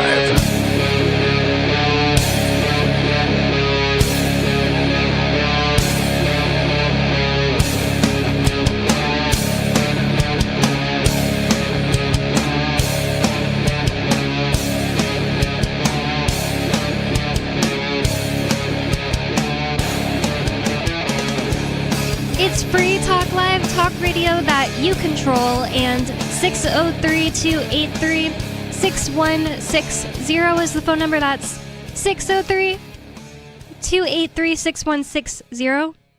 And Free Talk Live is brought to you by Dash Digital Cash. Tired of the ever-inflating US dollar? You can live your life on Dash with bitrefill.com, where you can buy gift cards from big retailers including grocers, gas stations, phone refills, Amazon, and even prepaid MasterCards. Thanks to the Dash DAO for sending us 32 Dash per month for this sponsorship. It's easy to get and use Dash. You can learn more at dash.org. And with you on the show tonight, you've got me, Bonnie, Riley, and Richie Rich. And we already have a caller on the line, so I'm going to go to you guys' phone calls and thoughts. Dana in Michigan, you're on Free Talk Live. What's on your mind? Hi, Bonnie. I accidentally paused the show, so now I'm hearing, I'm a little bit behind. So you were talking about the AI Jesus, and I called in to straighten up three things. One, that's pronounced, it's Latin, it's Deus ex machina, and it means that there's an unexpected event. It could be a power or an event that is to seemingly is supposed to save a hopeless situation. I think that theirs was a play on words, though, because it was Deus in, like I-N. Oh, in. Yeah, she said there's no X in the article. Yeah, I think that it's supposed to be a play on. on. There's no X, okay. Yeah, I think it's exactly what you're saying, but it's like making a kind of joke like he's in the machine. Okay. Well, so that's the one thing I wanted to mention, what it is and how it's pronounced. The other thing is you mentioned, and you not being Catholic or people not knowing about the Catholic faith, they often make this mistake, other Christian faiths and non-Christians. It's not, you said, I just don't get it, how you can do like 5 Hail Marys or Our Fathers and then everything be okay. Mm-hmm. It isn't okay. And all people need to know that, whether they're confessing directly to God or, as in the Catholic faith, a priest. You're doing 5 Hail Marys or whatever they give you, whatever your penance is, it's a penance. It's just so you can be deep in prayer with just you and God and reflecting on what you did and what you're supposed to be doing. But the priest in the confessional says, just like Jesus Christ said to Mary Magdalene, you're forgiven, go and sin no more. And that's the part people forget. Whether you're committing adultery or a murder or whatever, they always end with, because that priest cannot forgive you on his own. He is there in the place of Jesus, the physical, so that we can, as human beings, just like we have wakes in a funeral to help us to mentally accept that that person has passed, it's the same thing. They only have power to forgive, not on their own, but through Jesus Christ. They're just the physical, that you're confessing to. So it's someone to talk to. But they don't just say, do this, and you're good. Because the second part is, the first part is go and sin no more. You can't use that like someone, you can't use that as a get out of jail free card in Monopoly. That makes sense. That's not what that is. Well, So my question would be exactly what it is. Is there anything further that the judge or the priest would do if somebody has been there like 10 times with the same confession? They're like, yeah, I did it again. Do you get like further action with the church, or? Well, then you might have to. Now that has not personally happened to me, so that's a good question. But here's the thing: whether the priest gets further involved and says, maybe we need to talk, face to face, because confessions, there's still many of them, the confessor goes in one area and the priest is in between 2 confessors and they slide, so you can't hear the other person. It's a partition. While you're in. Yeah, it's a partition. So anyway, that being said, but the important thing is, if someone is using that, if you're a Catholic, and to be, confession is a sacrament, and so we've only got 7 of them.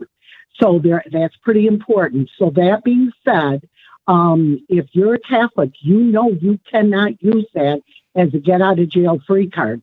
So the only one you're playing is not the priest, not God, but yourself. How do you feel you're going to be in trouble. How do you feel about let me say one more thing. AI Wait Jesus? a minute before you ask. Okay, just before you ask me that, the second part of that is atonement. And I want everybody listening to understand this. This is not a Catholic thing. It doesn't matter what you do on this earth, even if you're forgiven, and you are. That's the whole purpose Christ was. Because if you know anything about history and the Bible, God would smite down people who sinned in the Old Testament. When Jesus Christ came, the whole purpose of the only reason he came, the only reason, was so we would have grace from the Father and not be killed, where we would have time to atone. So that's the second part, is atonement. So when you die, you still have to pay for your sins. You don't get to murder or rape or do whatever or steal or any of those things, adultery, any of that stuff. And then you go in and you get forgiven, whether you're a Mormon or a Presbyterian or a Catholic, and then you're good to go. That's why Catholics have purgatory. Mm-hmm. And if there is a purgatory, or if it's just like these life after death people, they say that even mothers of little children don't want to go back to their babies because whatever they experienced in heaven was so incredible. They say it's the most incredible love that they don't want to get back, but they're go back, but they're sent back. Yeah, I've heard that stuff. So what I'm saying is, you might get judged. You might feel that love, get judged, and then you're put into a place where you're not quite there. It might not be a place called purgatory, but it's someplace where you're just not at that level. So I believe there are levels, because if I were to die right now, although I'm not, I'm not sinning, I'm not living a sinful life, I don't equate myself to anywhere where some of our saints have died. And so I don't know that I'm worthy enough to be wherever I'm supposed to be at the very end. So there is atonement, and I want people to understand that of all faiths. You don't get to just do stuff and get forgiven because Christ died on the cross. Yes, you do. That's the whole point. No, you're forgiven. Yes. But there's atonement. So from the quick wiki, right, the quick Google search, you mentioned that Catholics are, when the priest leaves, it said like, go and sin no more, right? Right. But Catholics are required to confess their sins to a priest at least once a year, and are encouraged to go more often if they have committed a mortal sin. And some Catholics make it a routine to go to confession once a month or every other month. So like, they're sinning, then they're going to confession, they're getting their forgiveness, and then in some cases, less than a month later, they're sinning again. And if you're worried about like the afterlife, right? That's when, if you can time it right, you've gone to confession, whatever, you get your last rites on your deathbed.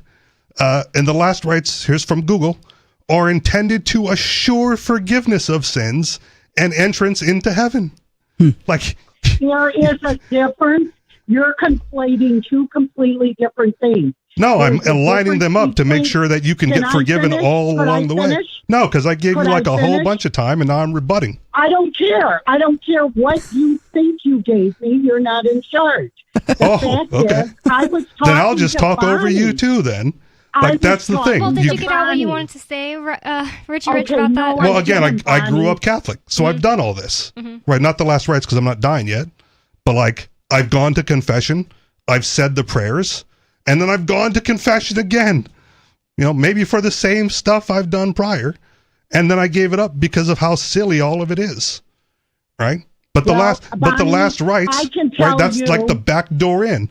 You could do all of this bad stuff, get your last rites, get forgiven on your deathbed to ensure forgiveness of sins and entrance into heaven. Like, that's your documents. You're refuting your own doctrine. Bonnie, as I was saying, there is a difference between forgiveness and atonement. If you break your mother's vase or you steal something, the shopkeeper may forgive you, but you still need to atone for your sins. You may have to go. Doesn't say anything about atonement. It also says, and ensure your way into heaven, but forgiveness of sins and entrance into heaven. No matter what the Catholic Church specifically believes, I kind of do like this idea of there being somewhat of a purgatory, which used to freak me out when I was a kid. But it's better than people just getting their brains wiped and then they're in heaven and now they'll never sin and stuff.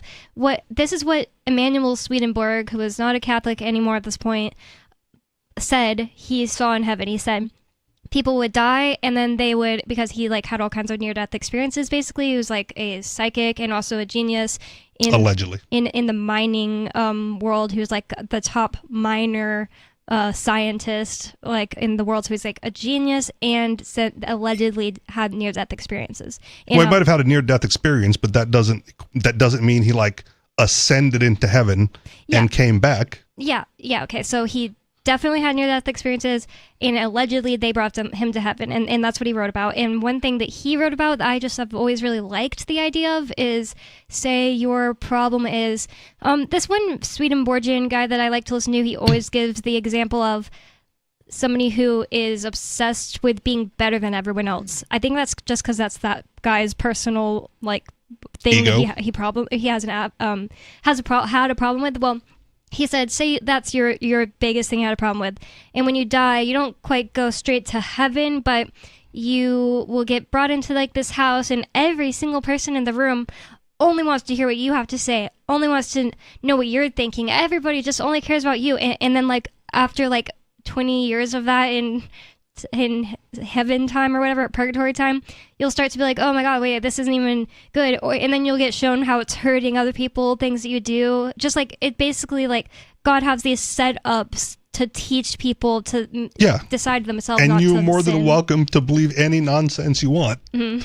Like, that's fine. Oh yeah, all I'm saying is that as far as what Dana's saying, I like the idea of there having to be atonement much more than the idea that people can just confess and then it's fine. And You can like the idea, but it's not in the doctrine. yeah, but I wasn't talking about Catholicism. Okay. She is. Yeah. But I do want to know, Dana, does this idea of the AI Jesus sound sacrilegious to you, or do you like the idea?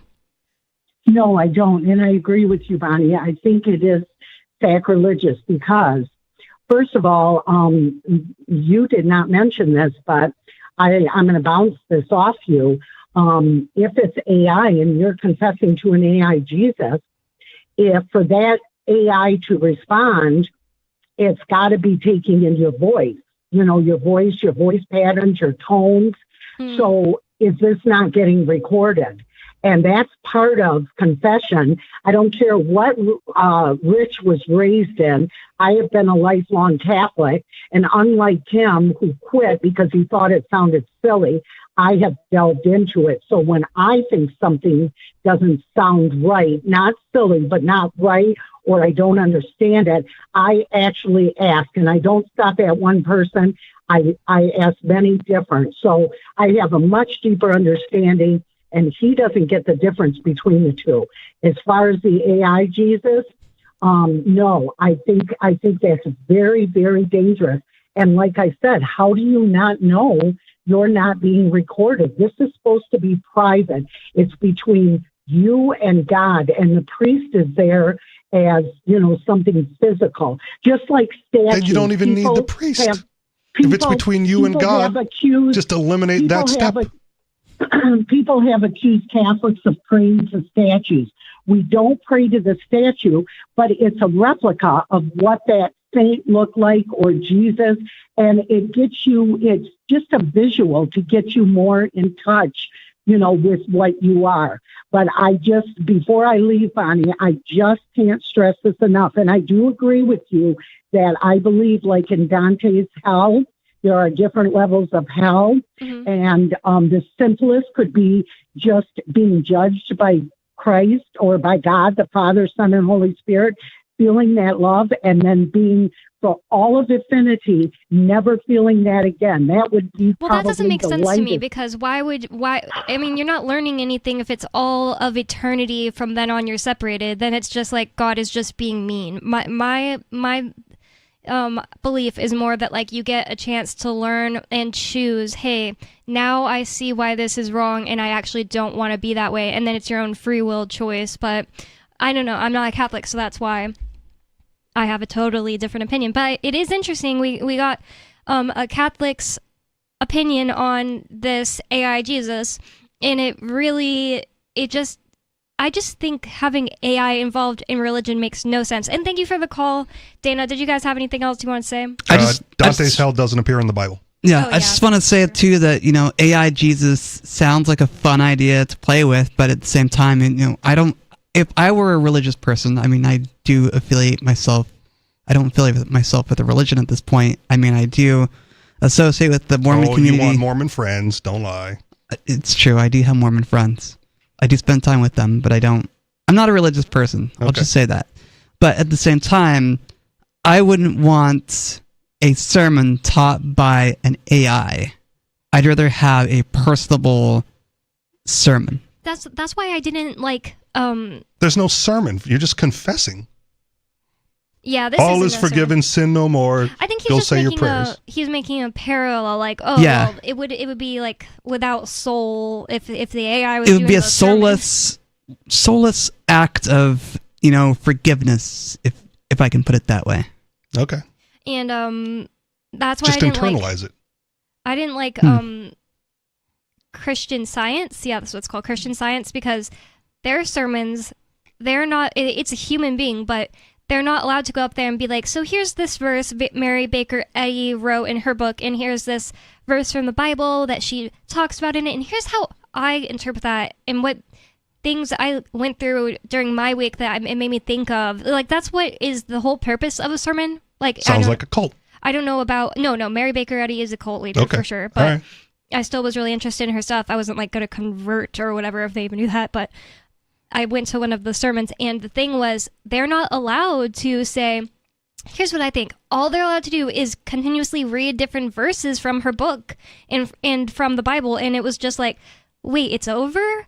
That was so weird and boring. And then I found out from them, well, yeah, we have to do that way. It is, she dictated before she died that that's how the services would go, and we're not allowed to do it any other way. And it's like, well, then why wouldn't I just read her book myself? Yeah, it makes no sense that way. Yeah. I mean, you could do the same thing with the Bible, right? It's true. You can. You can read it and interpret it however you want. That's why the sermons always and that's have why we have interpretations. thousands and thousands of denominations of Christianity. Right. So you go to a church to hear like someone likely whom you agree with, right? You go like, oh, I really like this guy because I agree with him and I want to hear what he has to say on this issue. And if you go to a service and you hear the pastor or preacher or priest or whatever, and you're like, oh, I don't really like this guy, it's probably because you didn't agree with what he was saying and how he was interpreting it. So it's confirmation bias generally there too. But I don't think there's any like problem with it, because the thing is, like, when you are living your life based on some stuff and you just need guidance from people that you also respect, because they don't disagree with you on like the big things, like in your opinion, like if your big things are like, did the Holy Spirit actually come down and give us spiritual gifts or not? That'll determine if you're a Baptist or not, whatever other big things. And then sometimes it's literally just, I don't like their personalities. That's my family moved a lot as a kid, and there was tons of times we went to a church and never went back, and I'm like, why did we not go back to that church with the fun crayons or whatever? And because your parents didn't like the message that was being preached there, because they didn't agree with it.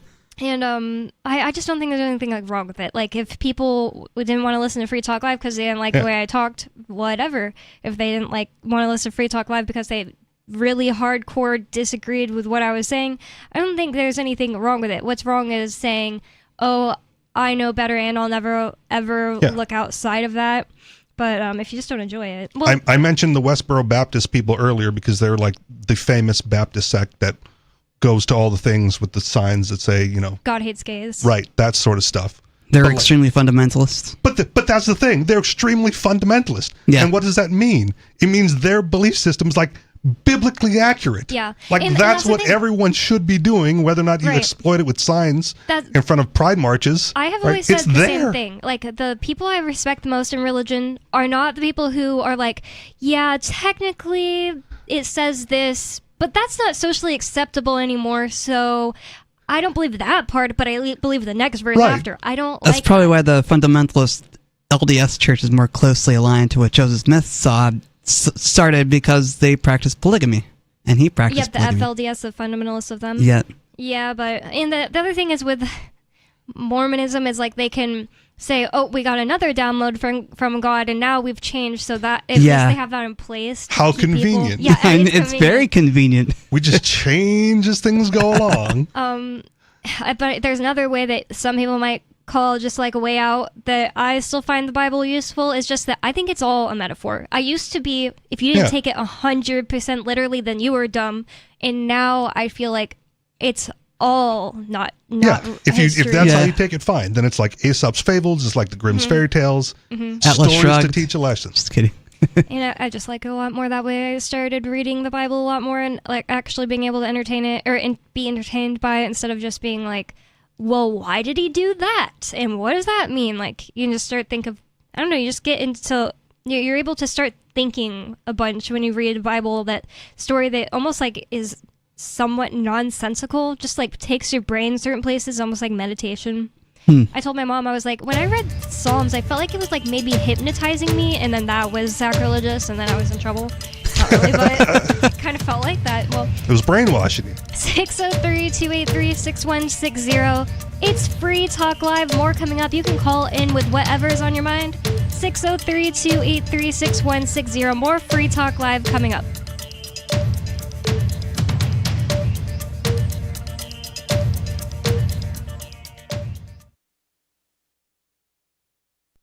Free Talk Live. What's the difference between a stoplight and a school bus? A stoplight is a light, and a school bus is a school bus. Full of children. Right. So That's a good the light lad. doesn't have any kids in it. That's what you call a derelict, educated derelict. yeah, You gotta come out of Harvard. I'm really not a derelict. I work for a You living. are an educated derelict. Well, you Barbara, know what? I agree with Have you. fun, play your game. No. You're a Because I'll tell you fornicator, what, Mark. When Barbara. you pass that next red light, I sure hope they get you good. Now, Barbara, hope you don't kill anybody. I'm agreeing with you. Oh, she hung up on you, Mark. But I agree with you, Barbara. I was telling you that I agree with you, except for the stoplight thing. Children, Mark. There's children around at every red light. You could possibly kill someone. This, by the way, gentlemen. If you would run a red light at 3 a.m. when there's no traffic as far as the eye can see, then you would just as soon run over a school bus and kill all the kids inside. Free Talk Live, 7 nights a week from 7 to 10 Eastern at freetalklive.com. From Feature Story News in Washington, I'm Jagruti Dave. President-elect Trump has named all of his top cabinet picks for his upcoming administration. Scott Carr reports from Washington. Trump named several people to head various departments Friday and Saturday, including the closely watched nomination of hedge fund billionaire Scott Bessent to serve as Treasury Secretary. Jeanette Neshawat is the second Fox News contributor to be named to his cabinet, Neshawat to be the Surgeon General. One of the authors of the so-called Project 2025, Russell Vought's been tapped by Trump to lead the Office of Management and Budget, and he's chosen Dr. Marty Makary, a controversial Johns Hopkins surgeon, to lead the FDA, and a former NFL player, Scott Turner, to run the Department of Housing and Urban Development. I'm Scott Carr in Washington. Democratic Senator Tammy Duckworth is open to confirming President-elect Trump's cabinet picks, but wants them to go before the Senate for confirmation. Appearing on CNN's State of the Union, Duckworth said she's willing to confirm some of Trump's nominees, but that senators need the chance to evaluate their qualifications. I think that's all we senators are saying is, let us do our job. Send these people to us. We will ask the questions. The Illinois Democrat praised Trump's pick for Secretary of State, Marco Rubio, saying he's a good friend and colleague who's definitely qualified for the job. However, she had harsher words for Secretary of Defense nominee Pete Hegseth, who she criticized over his comments, saying women shouldn't serve in the military in combat roles. Duckworth, an Army veteran who lost both of her legs in Iraq, said women who serve in the military are vital to its operation, and argued if Hegseth doesn't understand that, then he isn't qualified for the position. Hezbollah has fired around 250 missiles towards Israel after an Israeli strike in central Beirut on Saturday, which killed at least 20 people. The US is attempting to broker a peace deal between Israel and the Lebanese militant group Hezbollah, who has been fighting in solidarity with Hamas in Gaza. Meanwhile, Senator Chris Van Hollen is urging President Biden to use U.S. leverage to improve the humanitarian situation in the Gaza Strip. The Maryland Democrat told CBS's Face the Nation that the Biden administration should withhold American support for Israel until the country allows more humanitarian aid into Gaza and stops using U.S. weapons in violation of international law. We've seen this pattern where President Biden makes demands of Prime Minister Netanyahu only to be ignored or slapped down entirely. And then President Biden sends more bombs and more money. This comes after the International Criminal Court issued an arrest warrant for Israeli Prime Minister Benjamin Netanyahu last week. Our Matrix server is about as free as internet chat can be. Join the existing rooms or create your own at chat.freetalklive.com.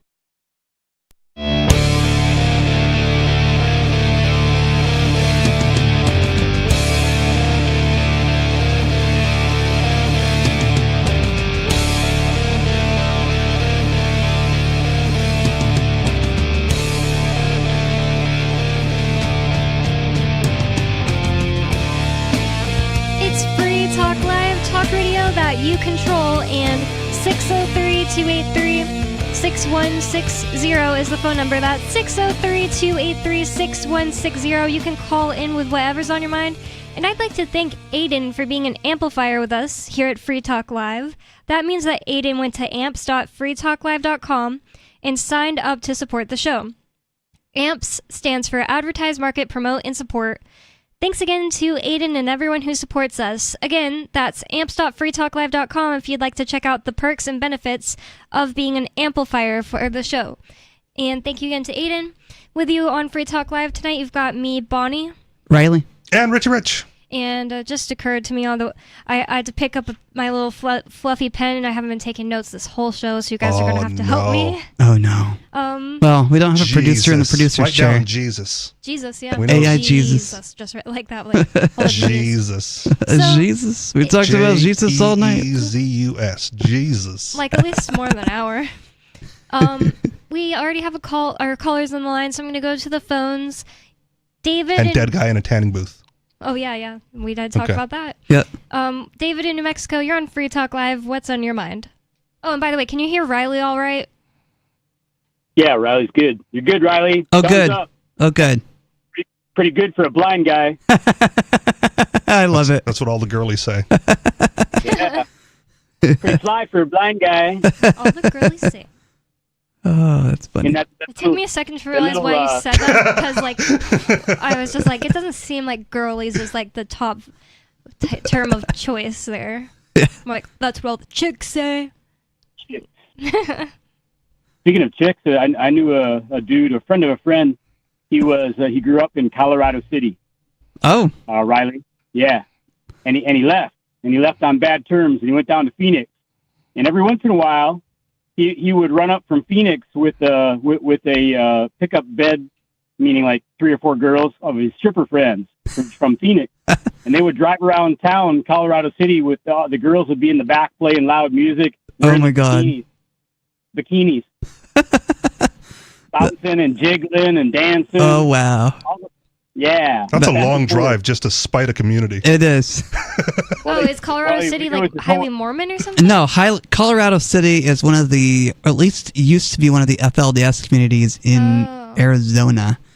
Hilldale and Colorado City are twin cities, essentially. Like Hilldale is in Utah, Colorado City is in Arizona, and they're essentially, across the border. The only difference between those two cities is an imaginary line called a border. So they're in 2 different states, but they're essentially one community together, if that makes any sense. Right by where you can stand in 4 different imaginary states at once over 4 imaginary borders, or would that make it 2 borders, whatever. Pass out coffee while they're doing it too. I looked it up to see what is that stuff called, Prost or something, the fake coffee? Started with a P. Postum? Postum, yeah. I looked up what's it made of, and it just seems so nasty. It has like molasses, but its number 1 ingredients for like some kind of meal made of wheat. So like just meal made of wheat, and then molasses, and then like flavoring, and they just drink that, saying that's not. Who would want to eat or drink molasses? Good question. I have no idea. You have to believe in an afterlife to give that up and switch to that garbage. You could kill somebody with gluten intolerance with that. You could. Give 'em Postum. You very well could. That's why I don't drink Postum. I drink coffee. You have a gluten intolerance? No, I don't have a gluten intolerance. I don't know if I believe in the Mormon afterlife. Okay. Yeah, just enjoy your coffee. Yeah, I intend to. Why would God not want us to have coffee? I don't think Postum is bad if you drink it with creamer and sugar. You've tried it? Yeah. I haven't tried it. There's another one too. There's another one called Roma, Roma. It's similar. It's not the exact same thing, but similar. I keep getting ads on Facebook because I think I follow the page because I always intend to buy it to try it. But it's brewed cacao instead of coffee. Have you tried this? I've never tried brewed cacao, but I do have ceremonial cacao. Okay. Which had hot chocolate. Yeah, it's essentially high grade dark chocolate. Yeah, but I want to try the brewed cacao. I don't drink enough coffee. Brewed? What does it mean by that? You brew it like coffee. It's like roasted cacao beans. It's like a whole litter, Bonnie. Lots of them. You like a brood, like little chicken. Yeah. Chocolate bars. But instead, you put it through your coffee maker instead of like coffee beans. It's cacao beans. Nice, and I drink coffee every day, so that does sound nice. Creo brew or something. If someone else gets it, right, and brews it for me, so I can at least sample it, I would not be forever grateful, but like at least minutes of gratefulness. I will give you minutes of gratitude I would be minuteful grateful. Yeah. Especially if it's good. If it's good, then I might buy it. I just, I've done that before. I've gone like, I really want to try this. I don't want to buy the whole thing. And I've gone, 50-50 with people on things. And they're like, you take half, I'll take half. We'll both try it and we'll see how it works out. Would you like to try ceremonial cacao? If you brought ceremonial cacao, I would drink a cup, Riley. Okay. We guys quit stuttering. Cacao. Cacao. Cacao. Cacao. Oh my god. Cacao. What do you think about the... Tuki. What do you think about the AI Jesus, David? Oh, I lived just down the road from Lucerne when I lived in Switzerland. And I think my theory is because they have a problem over there. Almost nobody goes to church. And it's dying. It's a dying thing. And I think they might have done it to do exactly what they did, and that's get worldwide free advertising and hopefully get more people to come to church. Yeah. Yeah, I guess that's one way to do it. I mean, just live stream it then. Yeah, you could do that too, but I think they want to get excitement going for a church. Oh, look how modern we are. Pastor Mark on Twitch. But they also want people in their community, I would think, so it's bigger in their town and they get more people acting. And yeah, that's fine. But if if your town's not showing up and you can get an international audience to donate to you, super Lots chat. of churches do that. I don't know. Super chats for do. Jesus. OnlyFans. Yep. You can technically have a church sermon on OnlyFans because it's not it's not a porn site. Yeah, it's not a porn site. Just it's mostly Patreon. porn, but it's not a porn site. Can you do the same thing with Patreon? Could you have and you can go to my Patreon for my nudes and blah blah blah. I don't know. I don't know if Patreon would allow that, but maybe you could. But it's basically that. It's basically Patreon, but they allow you to put nudes and other things. Patreon probably doesn't then, because if Patreon did, I think Patreon came first. Put nudes on there, Bonnie? What? Patreon allows you to put nudes on there? That's what we were asking. We don't think so. But I don't really think so. I'm leaning towards no also because you'd think we'd hear about that being a thing before OnlyFans came out and was huge all of a sudden. There is a checkbox on Patreon if it's adult content. Because, if you're cussing on your podcast or whatever, then but I cuss on my podcast and I don't check the box because it's harder to find. That's why Bonnie has OnlyFans, not Patreon? Ew, I don't have either. Why not? It's not a porn site. You can totally have an OnlyFans. No, I don't. No wonder you're broke. Yep, I'm broke. She's so broke. She's relying doing on the her Twitter husband's endorsements. show. Yeah, I'm relying on my Twitter $10 a month. It's really hard to get that pumped up. Is that what you call it? I tried Twitter? really hard. You call it your. That's a new euphemism I haven't heard of? No, I just don't like to say X. X is annoying. Thank you for the call, David. We have another caller on the line. Sarah. On beaver.com. Sarah in New Mexico, you're on Free Talk Live. What's on your mind? Yes, sir. I actually witnessed, here in Albuquerque, a non-smoker, make a smoker put out their cigarettes at the bus stop. There was 2 times, and I was quite shocked. It's better than using the government. Yeah. If you can be It's a request, not an order. Well, the thing, it's peculiar because the first rules that I read is no smoking on the platforms or inside a bus or outside the bus stop. But every bus stop I was at, there was only 1 to 3 smokers just smoking away. Yeah, because they can't smoke on the bus. They got to get it in there before they board. Yeah, but what I'm saying is that they made these people. They said my mom's on oxygen. The guy said she's sitting at the put it out, and he meant it. He was a dude, and I'm sure he was gonna throw blows, or he would not have said that. He told the other guy to put it out, and then the one time 2 months ago, there was a baby with a mother, and she was saying something, and she was mad. I thought she was mad at me for some reason, and then she was saying that talking to a girl, she was 5'2", and she was about 5'6". But I got a baby. Put it out, and then she put it out, and then she burned off to another bus stop. Yeah. But with me, I try to confront somebody at the bus stop, and then he was had a head injury or something. He showed me. He goes, "I was here first. You go down to the next bus stop. I could smoke here if I want to." That's what happened to me. You're not intimidating enough. Yeah. Although I'm sure if you were polite, "Hey, I got the oxygen, I got the baby," But they also did, like, there was an article recently within the last couple of months where they walked back the effects of, like, secondhand smoke. They're like, no, not as bad as we thought it was. I wouldn't be We were surprised wrong. because it doesn't Science is wrong. It doesn't make sense because, like, I mean, you don't get high when you're around secondhand marijuana smoke unless you're. Yeah, like, you do. hot- You if you're, chamber like, that in the car. boxing in a car. Yeah, Okay. that's different though. It's not like. But if I'm smoking cannabis in this room, I don't think Richie's going to be getting high. Yeah, I don't think so either. Especially since I use a dryer vaporizer, which doesn't produce a lot of But smoke. even if you're smoking like But if you close off the windows and you continuously smoked, I would have some residual effects of that. Yeah. Well, yeah, that is definitely true. But I feel like if you're just walking by somebody in a bus stop, that's totally different, especially with the open air. I know that it could be different if your parents smoked with you in the car when you were a baby and all the windows are shut. I can't imagine that not being just like hotboxing a car. Like, that would smell so strong and disgusting. Or if you lived with grandma and that stuff's just stuck in the curtains. Yeah, my grandpa would smoke. He died this year, but he was smoking. They're a pretty small house in Alabama, and I'd be asleep, and then I'd wake up, and I was woken up by the smell, even though he was, like, on the other side of the house, technically. I'm, like, laying in a bed. It's that strong. So if you're in a little car, and your mom is smoking, and you're in a car seat, and all the windows are shut, I bet that really freaking sucks, and could probably affect you. But if you're being a parent where you're, like, blowing it out the window, and all the other windows are open, how could that hurt you? If anything, people probably believed that lie, if it was a lie. They did. Well, That's why they got no smoking everywhere now. I would say I bet that they would have believed it was a lie because, hey, I have asthma because my mom smoked. Yeah, when you were in utero, and that would make a lot more sense if you're in utero, if that's how you say that, and your mom's smoking, that it would affect you. Santa 'cause, Barbara like, said it. You're sharing your blood and everything.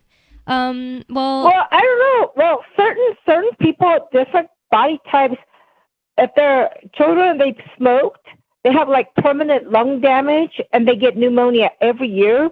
And then those people that are not affected, people that are not sensitive to smoking, even when they are children.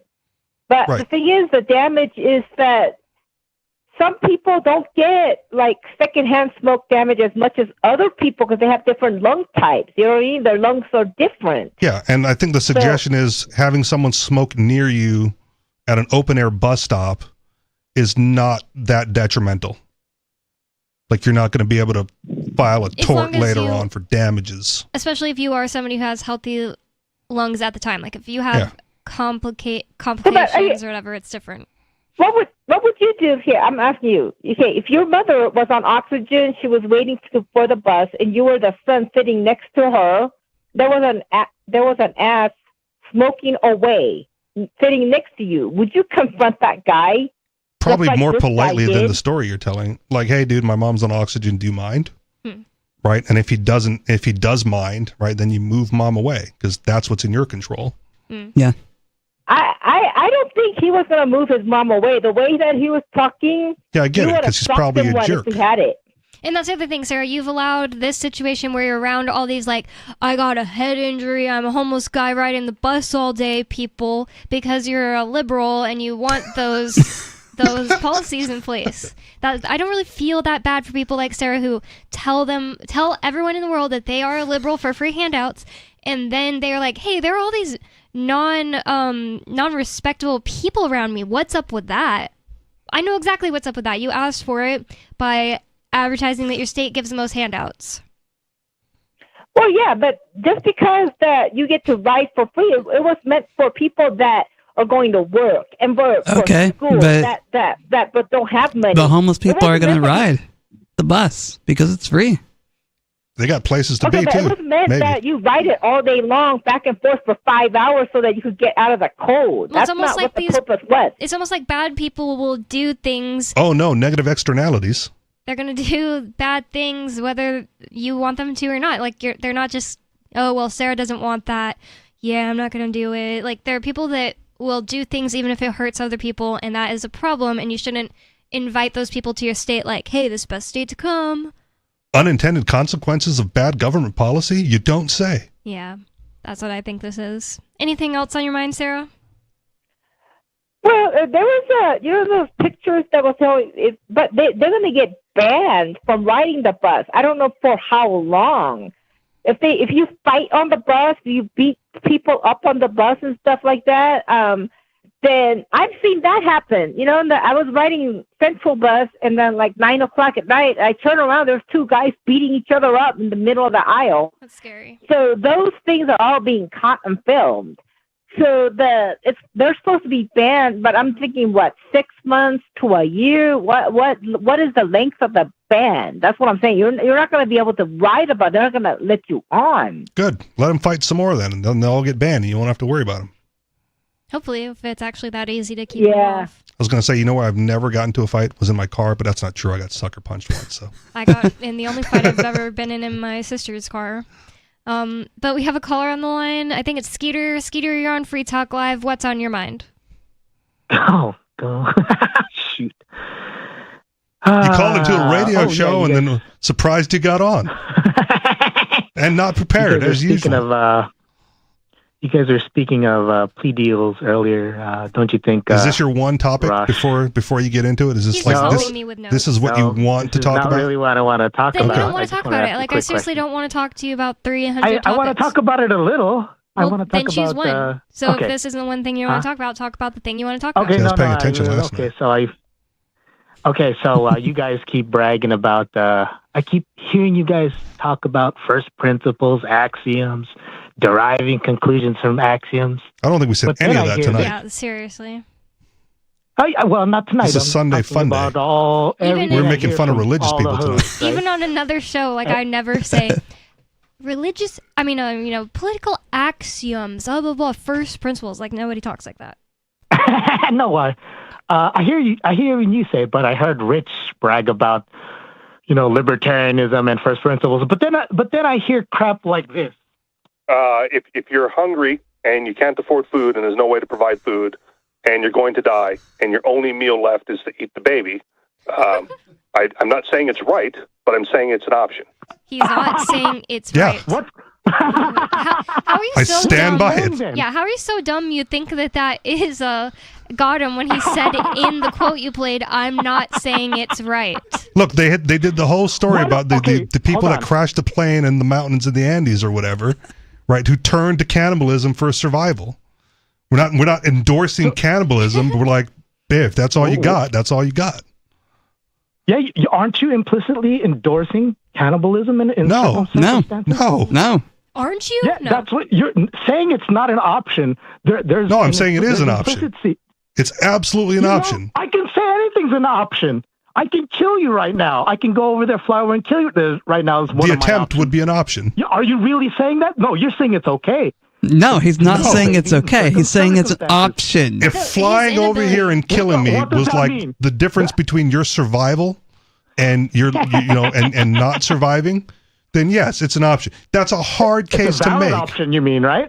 No, if coming over and killing me is the only way you would survive, right? Then yes, it's an option for your survival. But you wouldn't be able to convince anybody that you had to fly all the way from California to New Hampshire to kill me in order to survive. That's a hard sell, and nobody's buying. What first principles are you deriving that eating a baby from? Tell me. I said it's not right. It's a matter of survival. He never said it's part of my principles and it's completely fine within my principles to eat a baby. That's the thing that you are so dumb. It's like ridiculously annoying to have a conversation with you is because you will draw these things together that don't go together and then think you're making a good point and you're stupid. My point is, Bonnie, survivability as a principle is not compatible with freedom. Like, where do you draw the line for eating a baby? What if it's a kid? What if it's a 2-year-old, a toddler? Again, I'm not drawing the line. I'm saying if that's your only option for survival, it's not right, but the likelihood is you're going to take that option.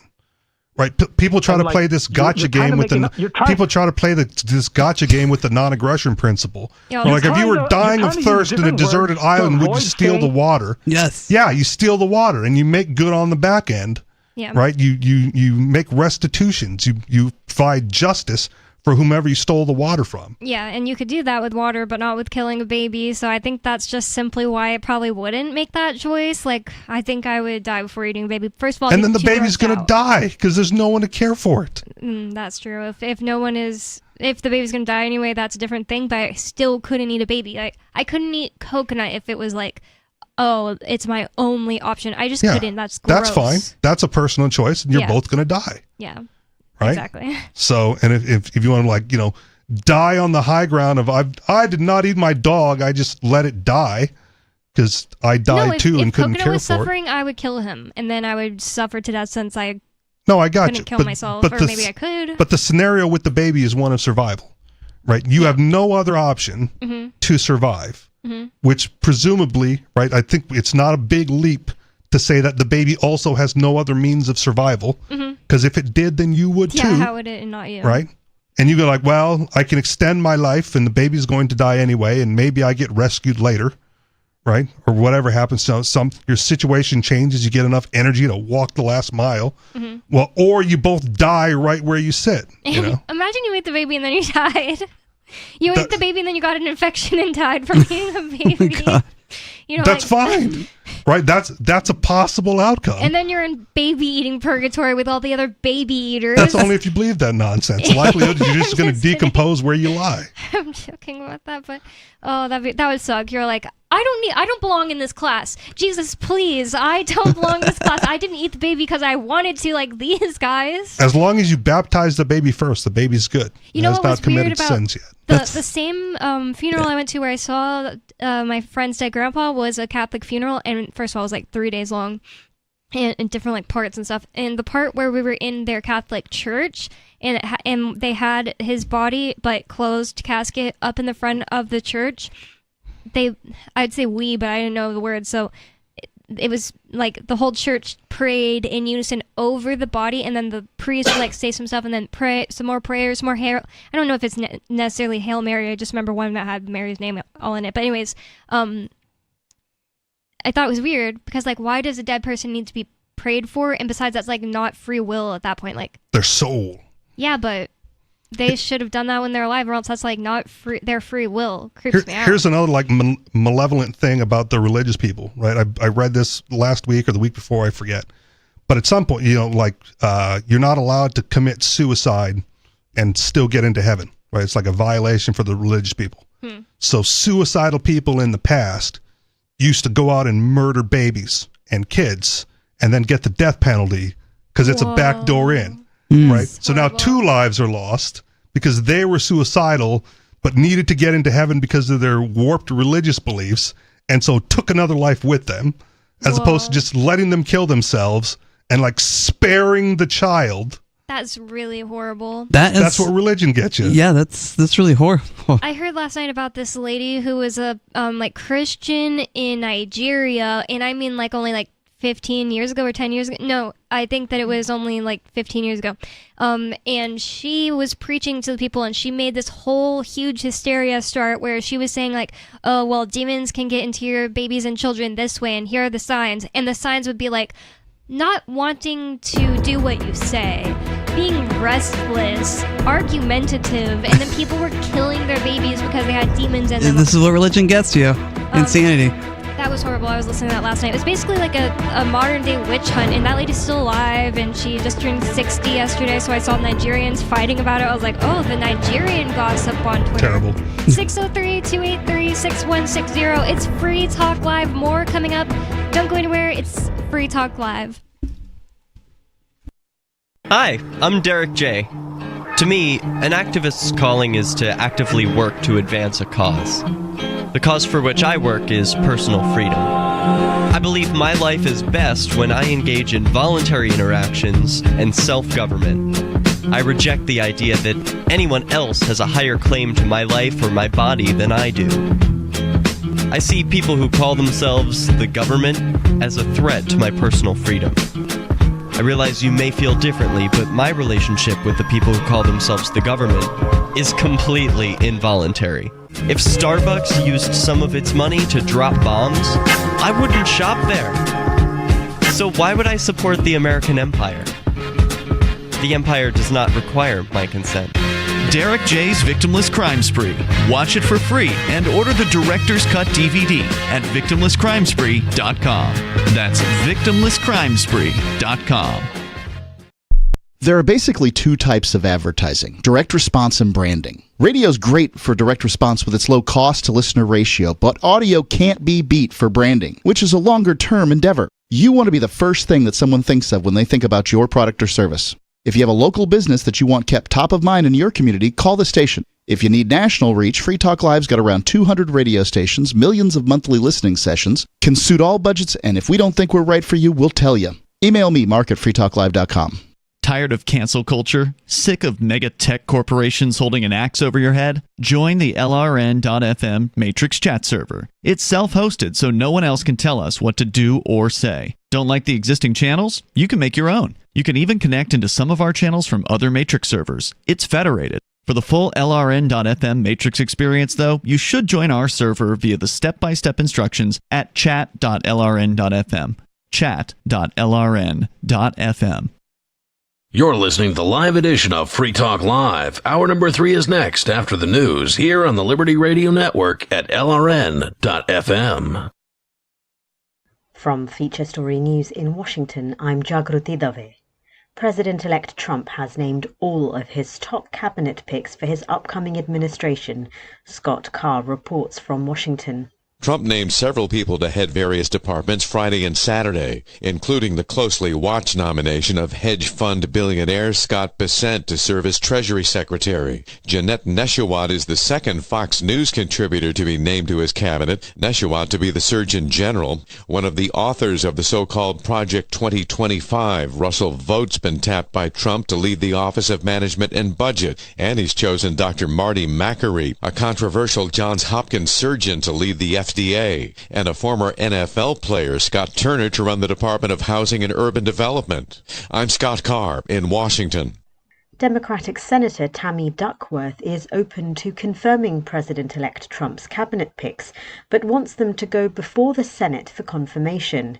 Appearing on CNN's State of the Union, Duckworth said she's willing to confirm some of Trump's nominees, but that senators need the chance to evaluate their qualifications. The Illinois Democrat praised Trump's pick for Secretary of State Marco Rubio, saying he's a good friend and colleague who's definitely qualified for the job. However, she had harsher words for Secretary of Defense nominee Pete Hegseth, who she criticized over his comments, saying women shouldn't serve in the military in combat roles. Duckworth, an Army veteran who lost both of her legs in Iraq, said women who serve in the military are vital to its operation, and argued if Hegseth doesn't understand that, then he isn't qualified for the position. Hezbollah has fired around 250 missiles towards Israel after an Israeli strike in central Beirut on Saturday, which killed at least 20 people. The US is attempting to broker a peace deal between Israel and the Lebanese militant group Hezbollah, who has been fighting in solidarity with Hamas in Gaza.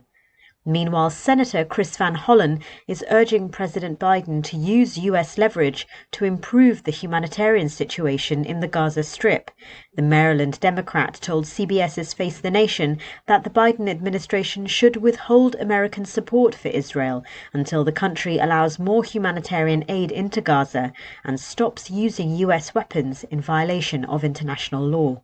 We've seen this pattern where President Biden makes demands of Prime Minister Netanyahu only to be ignored or slapped down entirely.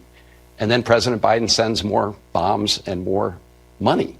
This comes after the International Criminal Court issued an arrest warrant for Israeli Prime Minister Benjamin Netanyahu last week. President Biden has called the move outrageous. From bureaus worldwide, this is FSN. With FSN Spotlight, I'm Simon Marks, looking in more detail today at the outcome of COP29, the climate change summit that has finished in Baku, the capital of Azerbaijan. It ended with a $1.3 trillion agreement to provide funds for developing world nations to move towards a low-carbon economy. But only $300 billion of that money will come in the form of grants and interest-free loans. The rest of the cash will rely on private investors and new levies policies on fossil fuel use that have not yet been agreed. Riley Ware is with Christian Aid's delegation attending the event in Baku. We're disappointed ultimately because this was billed as the finance COP that would actually meet the needs of developing countries, both to tackle the impacts of climate change, the droughts, the floods, the storms, but also help them decarbonise their economies over the next few years.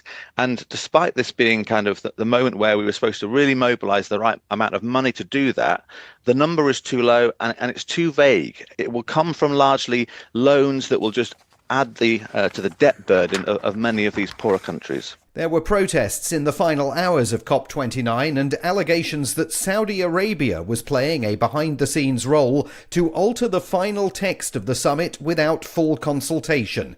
The event ended in a general atmosphere of recrimination and claims that it had been a missed opportunity. With FSN Spotlight, I'm Simon Marks. The main headlines again. President-elect Trump has named all of his top cabinet picks for his upcoming administration. Democratic Senator Tammy Duckworth is open to confirming President-elect Trump's cabinet picks, but she says that senators need the chance to evaluate their qualifications first. Hezbollah has fired around 250 missiles towards Israel after an Israeli strike in central Beirut on Saturday, which killed at least 20 people. And that is the...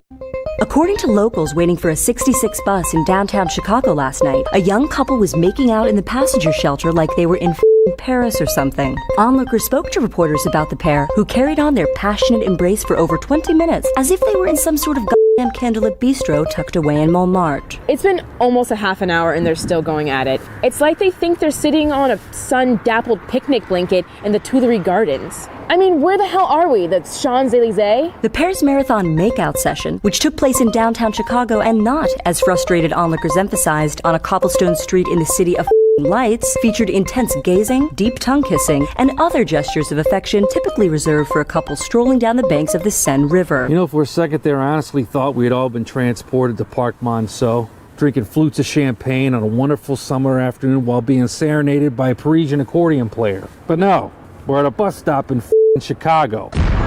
This is the Onion News Network. You can stick it to the man and big tech. Join our FTL social mastodon at social.freetalklive.com.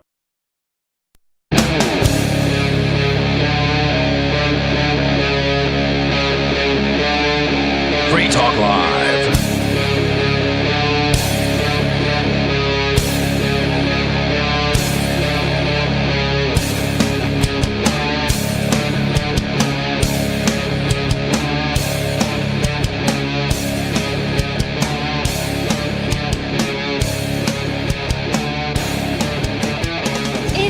Talk Live, talk radio that you control, and 603-283-6160 is the phone number here. That's 603-283-6160, and Free Talk Live is brought to you by LibertyMinded.com. Official Free Talk Live gear like t-shirts and hoodies are available at LibertyMinded.com. Plus, you'll find a unique collection of cool and funny liberty-oriented clothing at LibertyMinded.com. That's LibertyMinded.com.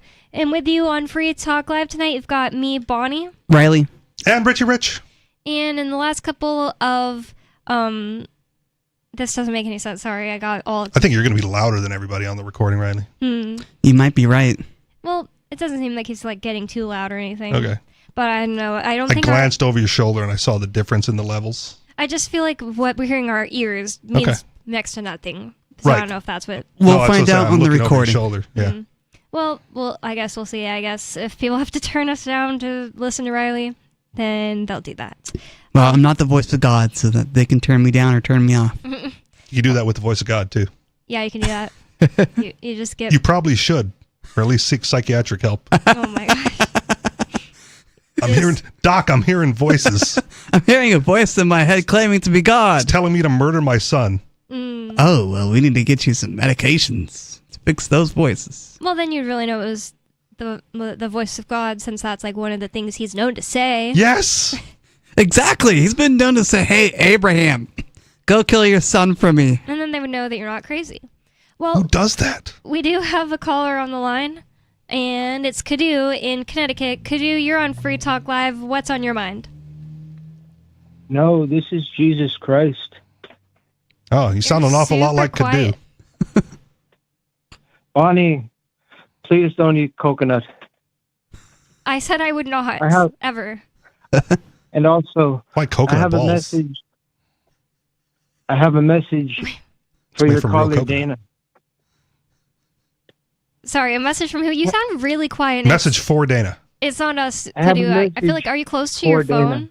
This is Jesus speaking through Kadu with a message for Dana. Go ahead, go ahead, Jesus. Unfortunately, Dana, you have sinned. You've committed the sin of. Come on, get it out. Sorry, it's cold out here. Shrinkage. You've committed the sin of whining and when talking about religion and getting cranky. No, I'm not gonna lie. That is actually something that crossed my mind. I hate to say it, but like one thing that's definitely a sin is like being like hateful and angry, and I couldn't help but think that. But then I tried to be like, I don't know what's in other people's hearts and stuff, you know. And I don't mean that in any kind of religious way except my own. But I have good news, Dana. If you say you're sorry and you tone it down in the future and speak with an open heart in a more moderated way, I will make you feel like you're on heroin for the rest of eternity. That's terrible. Well, I feel like that's all you really need. If your only sin is, and I don't mean heroin. I meant that if your sin is just like being cranky and kind of rude, then being sorry, saying you're sorry, toning it down next time is really all you need to do. When it's like a murder, hey, I'm sorry and I won't do it again, doesn't really cut it. It doesn't. Yeah. You can't bring someone back from the dead by just saying, I'm sorry. Unless you're Jesus. He's had a history of doing that too. That's true. What, murdering? No, bringing people back from the dead. Oh, okay. Allegedly. That's the thing about Lazarus, come forth. I've got an article about that we're probably not going to get to. Oh. Not about Jesus doing it, but people resurrecting themselves. Interesting. Miraculously. That's interesting because, like Christian Science, that's what got me into it. They believe like, hey, whatever Jesus did, we can do. And there is Bible verses where he says that. He says like, you will be able to do what I have done and better. And so it makes sense that there be Christian sects that believe that. And that's the thing though, like Mary Baker Eddy is dead. I'm not trying to be like mean and be like, oh, Is she the one that had the phone line installed in her grave? I don't know. I didn't hear that. Look that up. That's interesting, but It might be her. I might be conflating two things. Basically they believe Like I will that, resurrect myself and call you. through God, not like with your own power or something. You can heal yourself from anything, and I think that's great, and it really interested me in that. But the thing that they believe is I really don't like is like, she doesn't use the word evil. Somebody argued with me about this on Twitter. She doesn't say that the physical world is evil. She says it is just all an illusion, not real, and the only thing that's real and the only thing that is God is the spiritual world. And I took that. She kept like hating on the physical realm. And that really annoyed me because like, Seems like she got it backwards. I think the physical realm is I agree. great and is also God. And like, how could you look at a little puppy and be like, it's an illusion, get away? You know, like, yeah. I don't like Because that. if it's a puppy pit bull, it's going to grow up and attack somebody. True, I hate pit bulls. Take off a limb. Maybe not every pit bull though. Murders They do devil that. dogs. The one across the street is good, and that's the only thing that keeps me like, Otherwise, I'd say That's good straight for up now. get rid of all of them. And that's the thing. Like, if I ever hear one day, like, I start noticing that that family has only one baby instead of two, and their dog is gone, I wouldn't be shocked. I seriously wouldn't. You And like it's YouTube. There's a YouTube video of a whole bunch of like news articles where it's pit bulls yeah, attacking. I can't look at that. Well, seriously. but the subject is like the pit bull was such a good dog and Yeah. it just went crazy. That's like I didn't see that specifically Okay. YouTube, but I've definitely seen people talk about how that's always something said is like, Yeah. oh, it's almost like when you found out your neighbor was a murderer. It's like, but he was such a nice guy. Yeah. And so people are always like, but it was such a good dog every other day until this, and it just lost his mind. And I think that is actually because they snap because they are just like lower consciousness beings than Held another in animal. captivity. Yeah.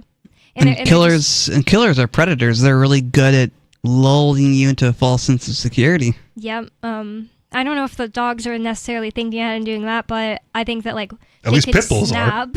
I think that they could like be basically domesticated, and then one day they just snap into their like lower. Yeah, but you don't worry about it with a Chihuahua.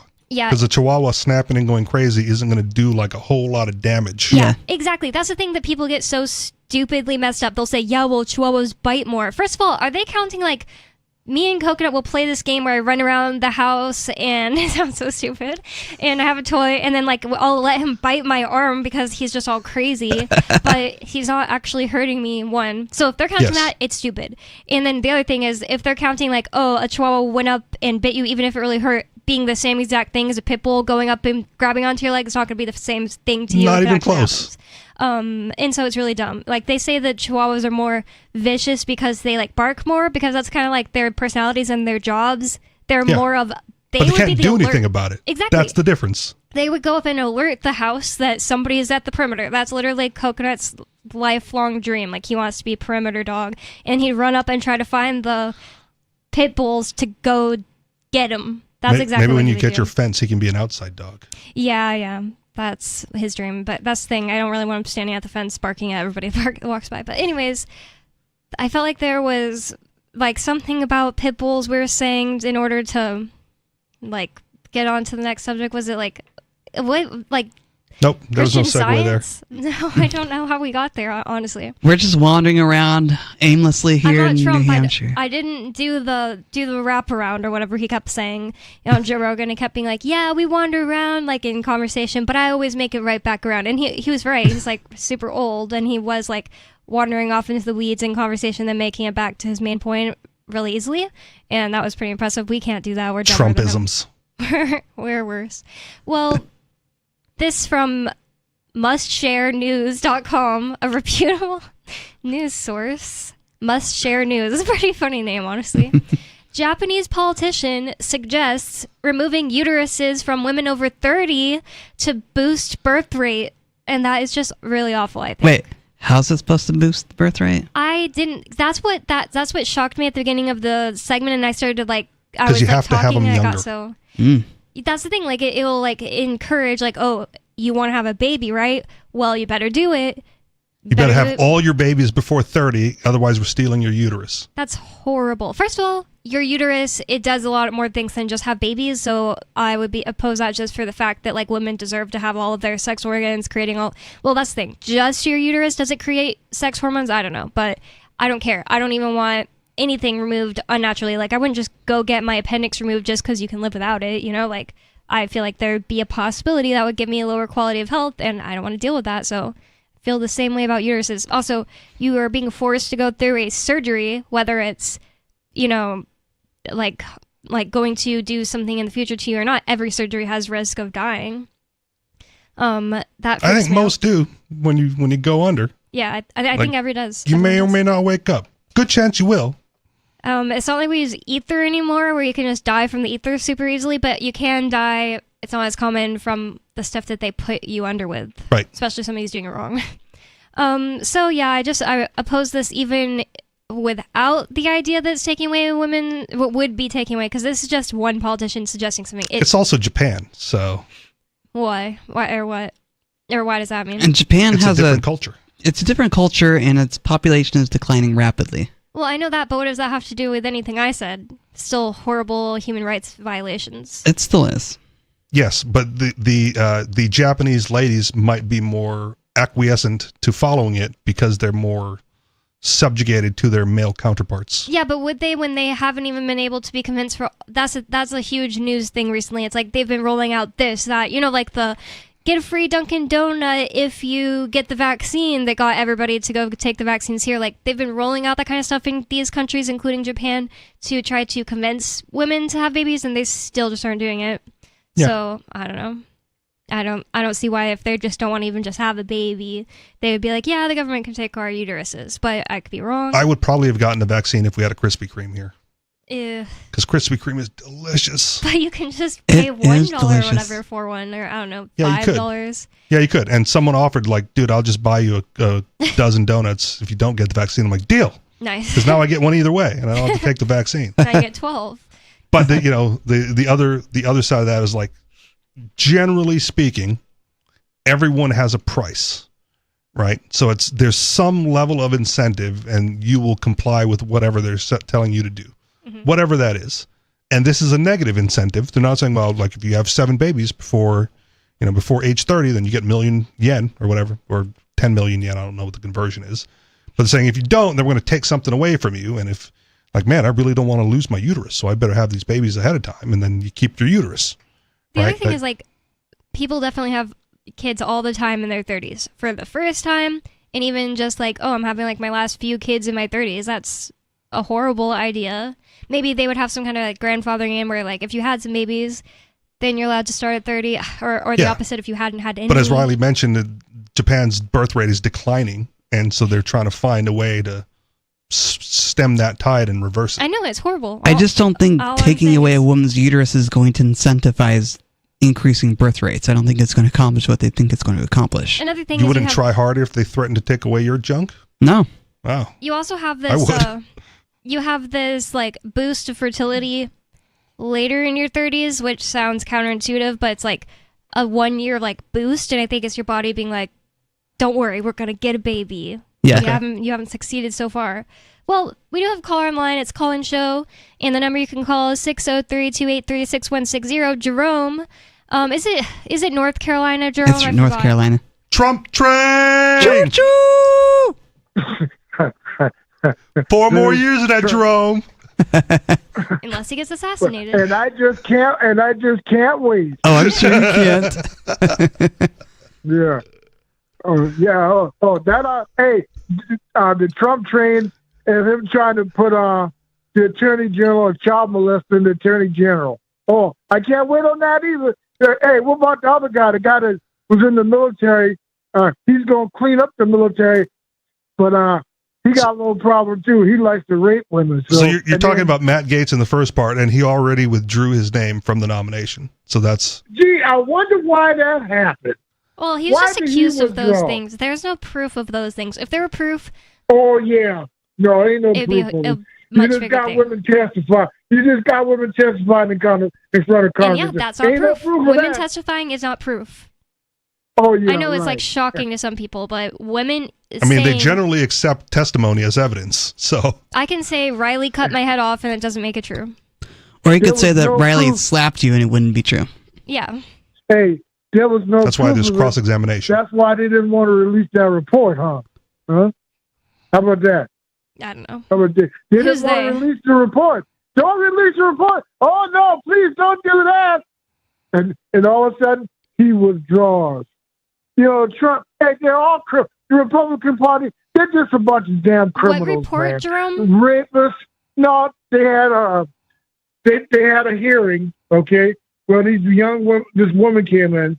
She was like 17, I think, or she was 17 when he was having his relations. Ain't that like they said in the movie The Clubs? Ain't nothing wrong with relations. I like relations. Yeah, So, except also when it was again, little I'm not girls. justifying it, but to be clear, Yeah. she was 17 and he was in his 20s. What, Didn't matter to him. Matt Gaetz. So Didn't matter to him. it's not a big discrepancy, and in most Yeah. places, she's of legal consenting age. I think all of America. Except for now, she wasn't legal. Look here, your daughter's 17 years old, man. You want her messing around with some hairy man, some hairy grown man for money? You Look, really I don't want know if that? I've said it on air, but I've told friends that I'd be happily, if they legalize prostitution, to be my daughter's pimp.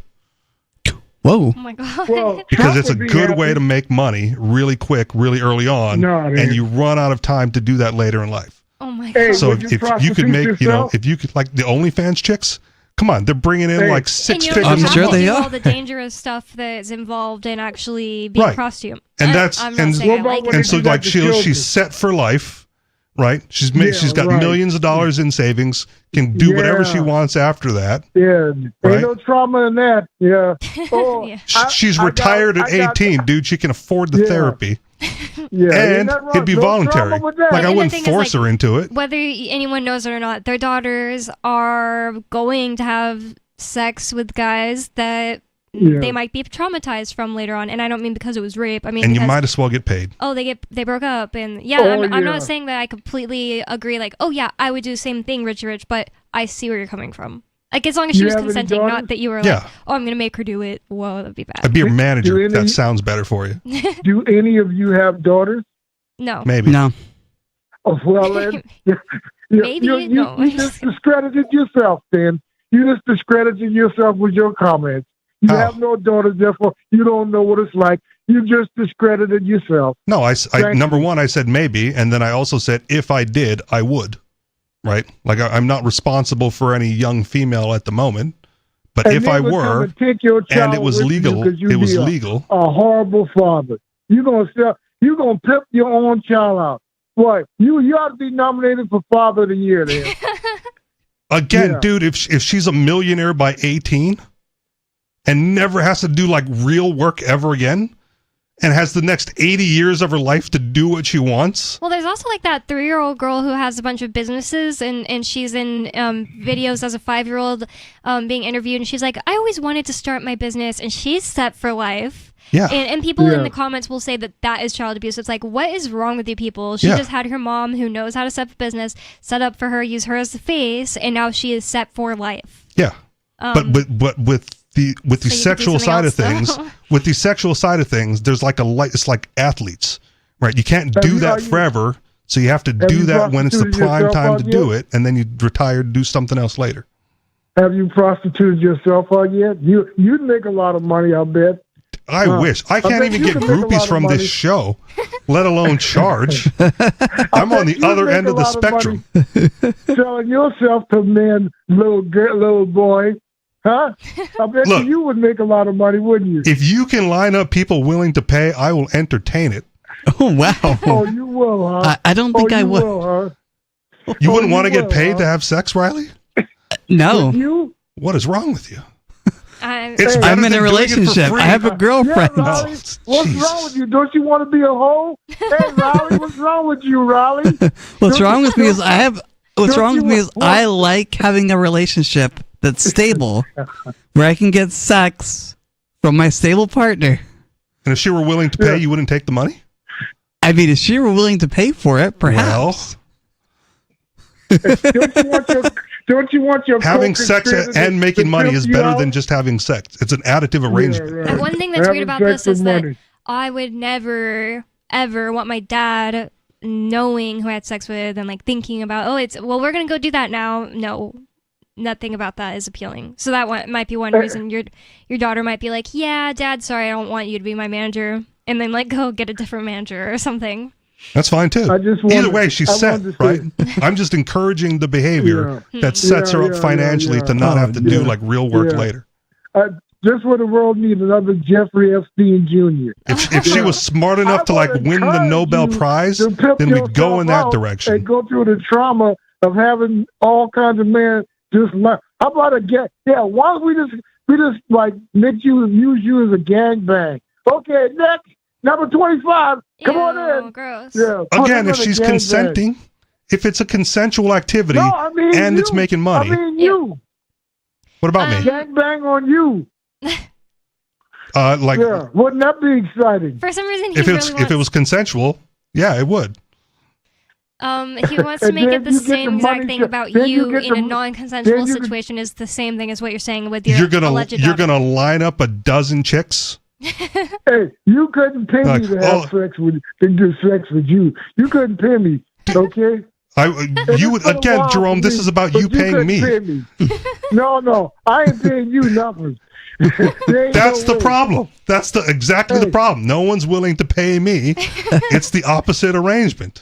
As a matter of fact, I feel sorry for the women that have been with you. That's about 2 seconds of their life they'll never get back. Yeah. No. How you like that? Oh my God. Gangbang, Trump train. Oh my God, what the heck is this called? You could pay me to go to a Diddy party and just give me the IV when we're done. Oh wow! You're a sick dude, man. You're a sick dude. Another thing about it that worse than I do. One thing that makes me I feel like is different than just having sex with someone and you guys met each other and you start to like each other and then you have sex and then it doesn't work out later and then you're sad. It's I feel like it could be more traumatizing to have sex with someone who, like, hey, this is all about money and I don't care about you, and then they treat you really bad during the sex. But well, then you got to pay more. What's exciting? You know what's exciting about having sex? Kissing costs extra. When the person says to you, "Are you done yet?" Oh, that was really exciting, huh? That'll make you feel good. I don't know. I finished 10 minutes ago. Here's some mayonnaise. 603-283-6160. It's Free Talk Live. That was the craziest call I think I've ever taken on Free Talk Live. Yeah, Jerome that's saying, weird. "Gang bang Trump train." 603-283-6160 is Free Talk Live. More coming up. Don't go anywhere. It's Free Talk Live.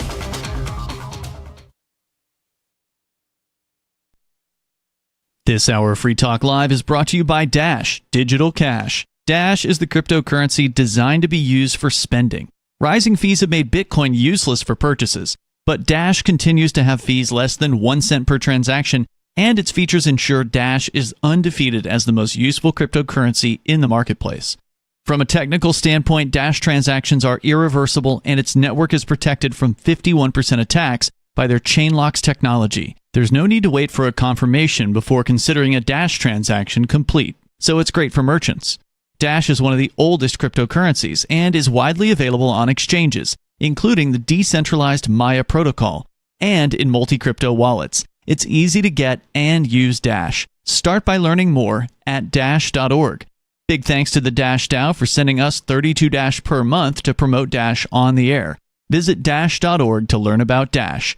Dash.org. From Feature Story News in Washington, I'm Jagruti Dave. President-elect Trump has named all of his top cabinet picks for his upcoming administration.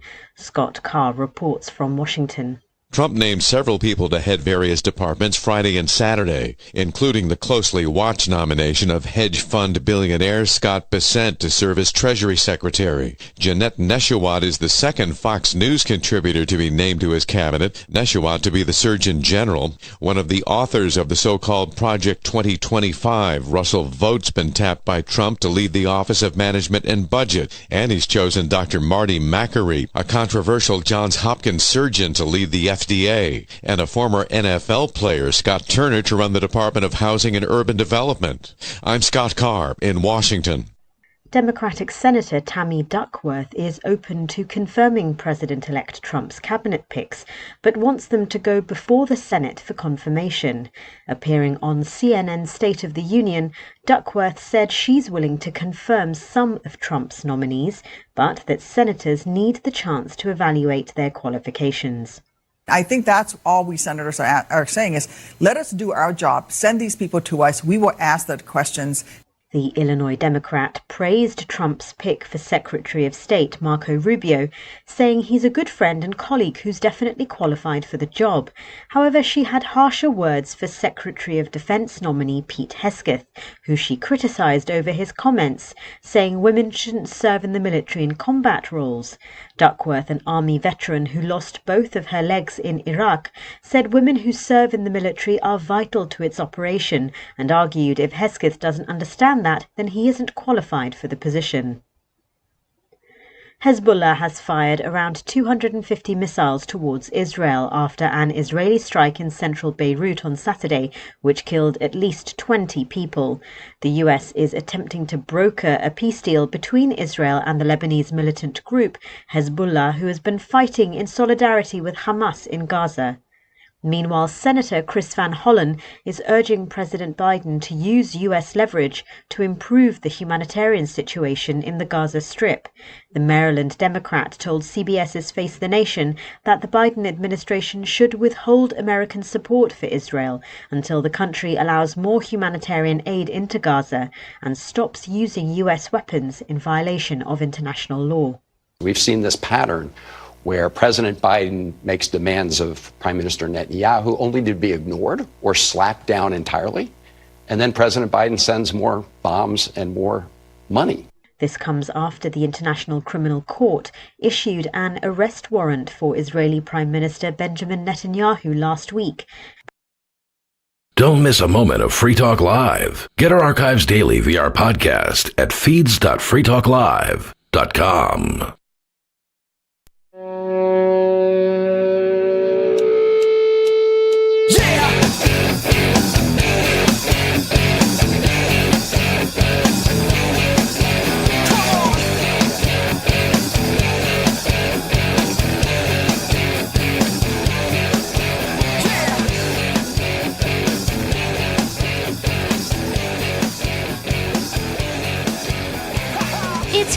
Talk Live, talk radio that you control, and 603-283-6160 is the phone number here. That's 603-283-6160. And we've been podcasting since podcasts began, but we're launching a new podcast anyway. Our new podcast is a 30 to 45 minute show releasing once a week, and you can find it at freetalkcast.com. It's brought to you by the same people who bring you Free Talk Live, and we'd love for you to check it out. The existing radio archive isn't going anywhere. This is just a new show designed from the start to be a podcast, so check it out at freetalkcast.com. And with you on Free Talk Live tonight, you've got me, Bonnie. Riley. And Richie Rich. And we have a caller online, so I'm going to go to your phones. Unscreened caller, you're on Free Talk Live. What's on your mind? Yes, I want to take issue with three things that Richie Rich said. Please. In this. Okay, Richie Rich. Okay, the first thing is religion. You think religion is bad. Well, let me just say this. There are two religions, and only two, period. It's called true religion and false religion. Or we could say it another way. Bible religion and non-Bible. Okay, so definitely not bent in the Christian faith, right? Yeah, definitely there's no bias here. Okay, so Bible religion does teach Christianity. Now, let me give you a definition of religion according to the American Dictionary of the English Language by Noah Webster in 1828, the best dictionary in America, by the way. First definition, the belief in the being and perfections of God, in his revelation to man, in man's obligation to obey his commands, and in a state of reward and punishment. That's the first definition of religion. The second one is godliness or real piety in practice. That's the second definition. And the third definition is the performance of duties we owe directly to God as distinct from duties that we owe to our fellow man. And then he's got a fourth definition, which is just a system of faith and practice. Okay. A system of faith and worship. So in the Constitution, it says that we have freedom of religion. Well, the Founding Fathers all believed that meant the first three definitions, which is really biblical Christianity. Wait, that doesn't make sense because Merriam-Webster was after the Founding Fathers. And I looked up the Latin origin of the word religion, and it says that it came from the Latin word religare, which means to tie up. And I think that makes a lot more sense. You are tied to this idea, and you're not allowed to think of things in other different directions. When that's your religion. Well, and definition 4 opens it up for everything else, right? So you can't say true, false, biblical, non-biblical. You can't say he thought any of those, or the Founding Fathers thought any I'm of those. taking issue with the idea that religion can only be true if it's a biblical religion, because I've heard people say that Mormons are not Christian because they don't believe the Bible the way I believe the Bible, and it's just ridiculous. Well, the thing is the Bible is the truth. No, it's not. I understand it. Well, it claims to be true. No, where does it claim to be true? So does the napkin in front of me that I wrote this. What I'm writing on this napkin is true. The Bible does claim to be true. It's just that isn't proof that something is true. Yeah, it's true. It's circular logic. Just like we were saying with the lady testifying on the stand, I can claim something is true, and that is not in itself proof. Oh, there's proof. Bonnie said it. Absolutely. You are right on that. That's not enough. However, it does say it thousands of times. So if the Bible in the same is book. not what in the no, sorry, I think you're very ignorant, Richie Rich, about Bible Christianity. I really mean that. I'm not putting That's fine. you down. You can think we're ignorant about it, but we've read this book. There's 66 books in the Bible. Okay? There are actually more than 66, but okay. Right. So within the Bible, you're referencing that the Bible is true. Correct. And you're using the Bible to back up the statement that the Bible is true. That is what we would refer to as circular reasoning or circular logic, because you're using the device to prove the device. No, that's just one way of reasoning. I've got something I wrote. There's like at least 30 to 40. There's a lot of reasons. Here's another one: Bible prophecy. I mean, we're dealing with a cashless society. We're about to go into a cashless society. And in the Bible, in Revelation chapter 13, it says that there will be a time when you will not be able to buy or sell except you have the mark of the beast. Yeah, but that's been interpreted a billion ways over the history of the world, over the history of the Book of Revelation. So how do we know that this time period is the one that you're referring to in your Book of Revelation? And what if it was written? What if it was exactly as written? Like, yes, this is. We can know for a fact that this is the mark of the beast. How do we not know that the government decided to base it off of the Book of Revelation? And it's not that the and Revelation... barter still exists. Wait, what does barter? Yeah. Barter. I'm not saying I understand. I'm not saying it's absolute proof. I'm just saying. Well, then don't pawn it off as proof. Yeah. No, well, what I am is it is a piece of evidence. That's all I'm saying. It's not enough to look at. But here's the other thing: there's so many prophecies in the Bible that have come true. It's unbelievable. Yeah, like, for instance, it's Israel amazing how became a often you nation. can interpret those things with 2,000 years of history to look back exactly. Well, if you would read in the Old Testament, you would read that Israel will never stop existing as a people. Okay. And sure enough, Israel became a nation in 1948. I mean, the Jews existed before that, but now they're a nation. That doesn't prove Bible anything. says- Yeah. I'm with Well, Riley on this one. That really doesn't prove anything, actually. I mean, so what? Israel became a nation in 1948. That doesn't prove that Israel will ever stop existing. Okay. Well, it's just like, see, I think we should treat people innocent till proven guilty. Okay? Now, treat the Bible as innocent till proven guilty. It's So the been proven burden of guilty to proof me comes enough on times. you. Yeah. It's not a perfect book. I mean, if you want to look at it as a moral guide for your life, that's fine. But No, because it tells you how to beat your slaves. It's a terrible moral guide for life. Well, if he wants There's to, a if the section in caller there wants to use it tells as a you how moral big guide of a for their switch life, to use fine. to beat your slaves. I'm just not going to go with the Okay. caller. All right. Don't Because use I it as a agree. moral guide. The book is going to tell you how to beat your slaves. I mean, we don't believe in slavery. It's immoral. By the way, it is okay to use corporal punishment in life. A parent who does not spank his child really does not love his child. That's not true. That's not true at all. That's not true at all. That is the best. That's what the Bible teaches. It doesn't That's matter. the problem with the Bible. That's the problem with the Bible. Yeah, exactly. My parents, You are not doing a good job of making your case here, sir. My parents actually have done both, because when I was a kid and my older siblings were kids, they would spank us when we did something really bad. And then one day my dad felt horrible about it and stopped, and they don't spank the kids they have now, because they've had 7, 8 kids. And now they're delinquents And now they don't running love them. amok and murdering people on the Actually, street the for worst cash. ones are actually the two Richie. oldest. Okay. Very worse. You seem to believe in capital punishment, Richie. I think I heard you say that at one time. And capital punishment is worse than corporal punishment. It's actually the death penalty. And I think you would believe that, because I do too. These people that murder people, they need to be punished. And, Yes. And But I don't think you do that by beating a child when they, spill the milk.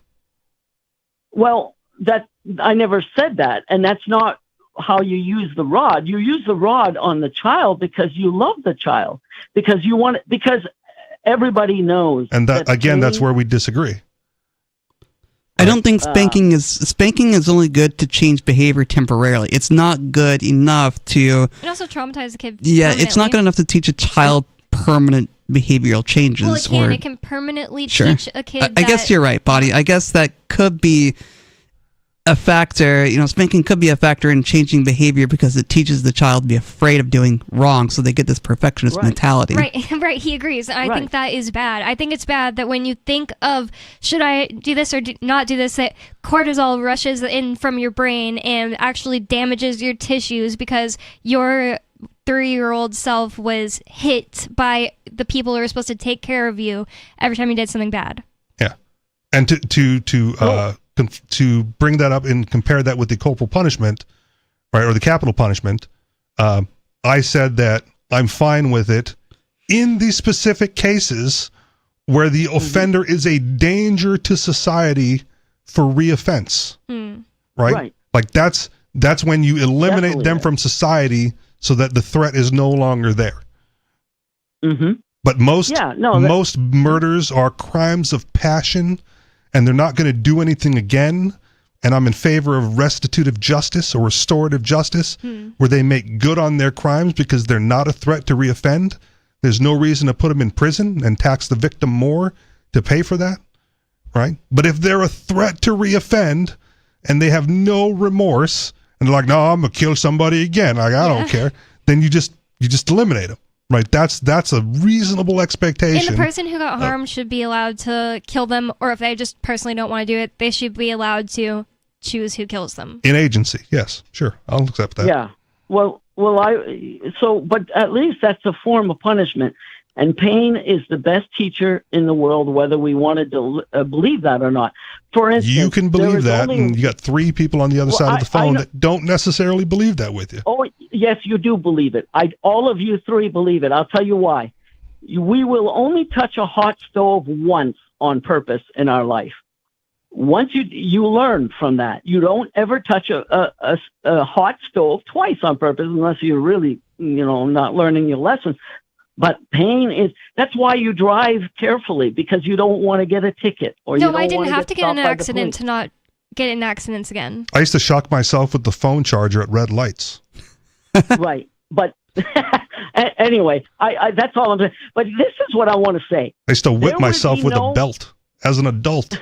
Why?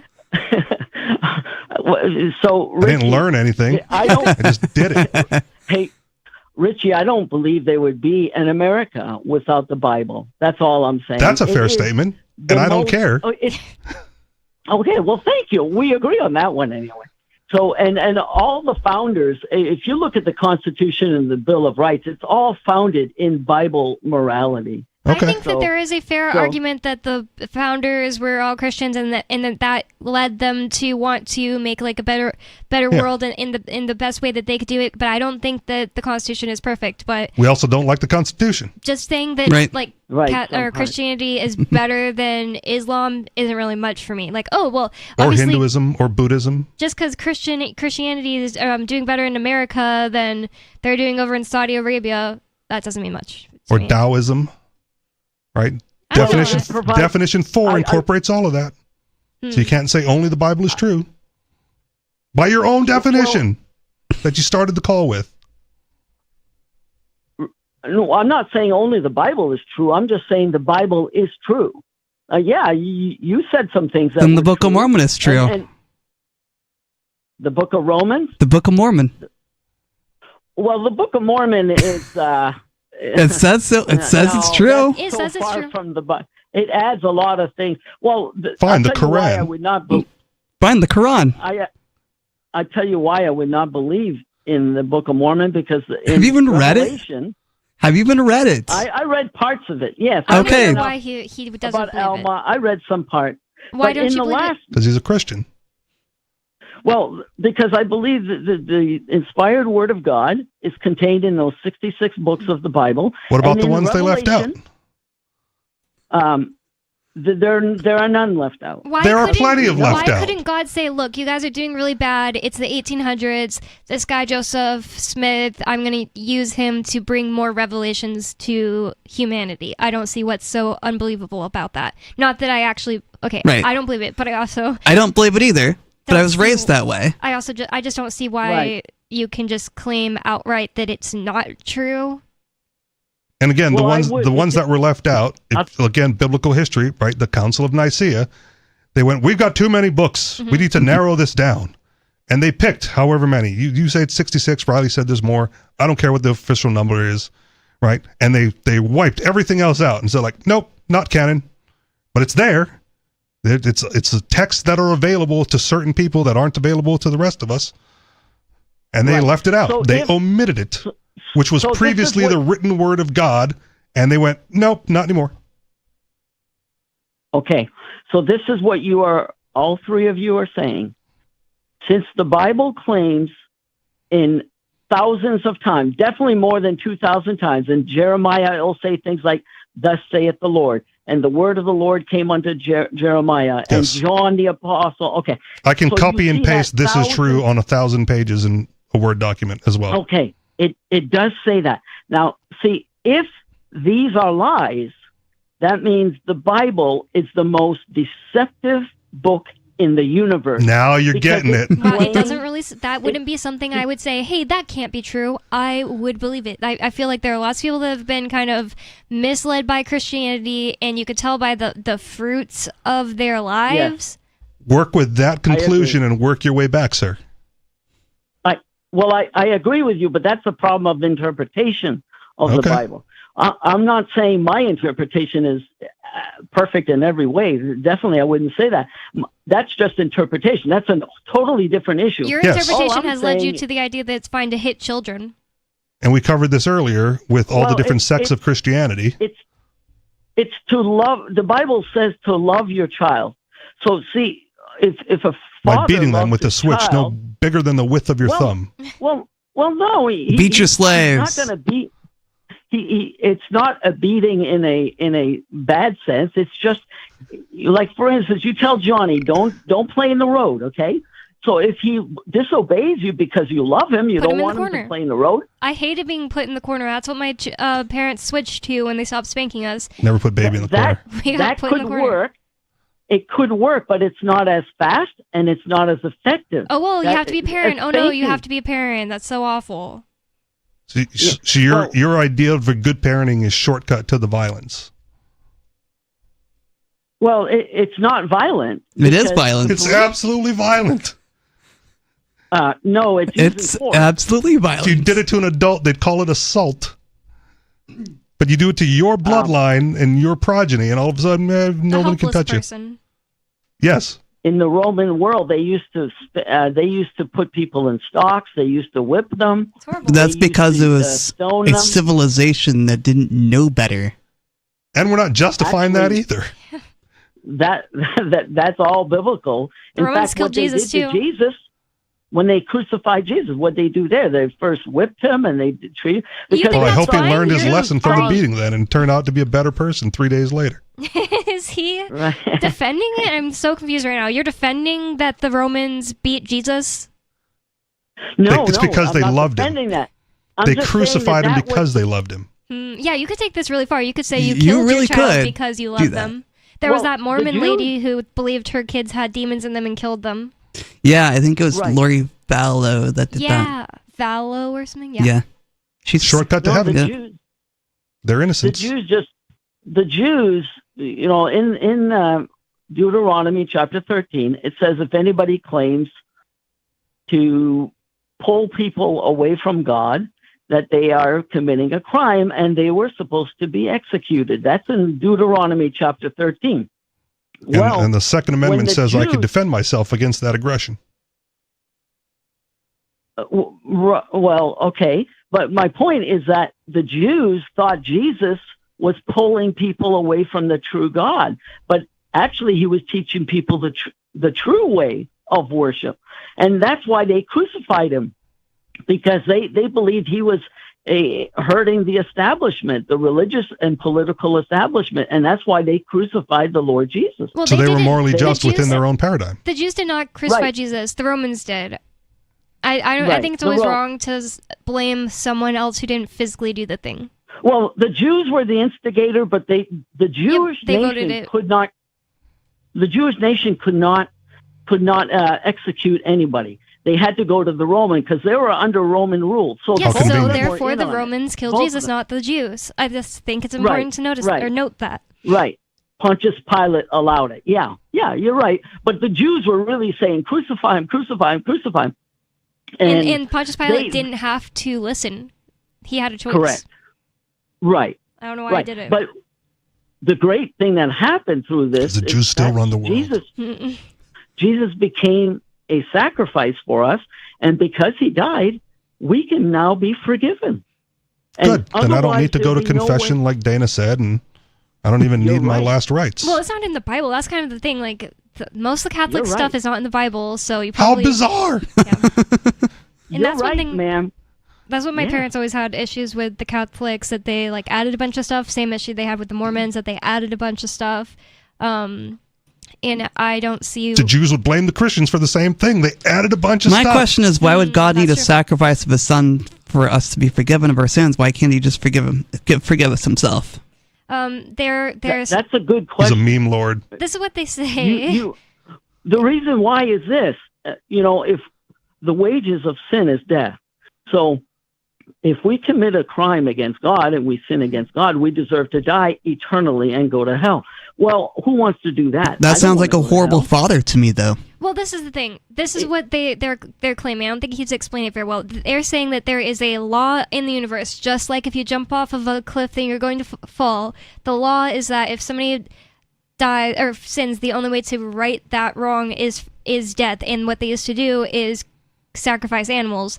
But they needed a way to do it without that, and I don't really know why they needed it to change, but Jesus just decided, hey, I'm going to go down to earth, and you can have them kill me, God, the Father, and they sent him here and did that. And I'm just explaining what they believe.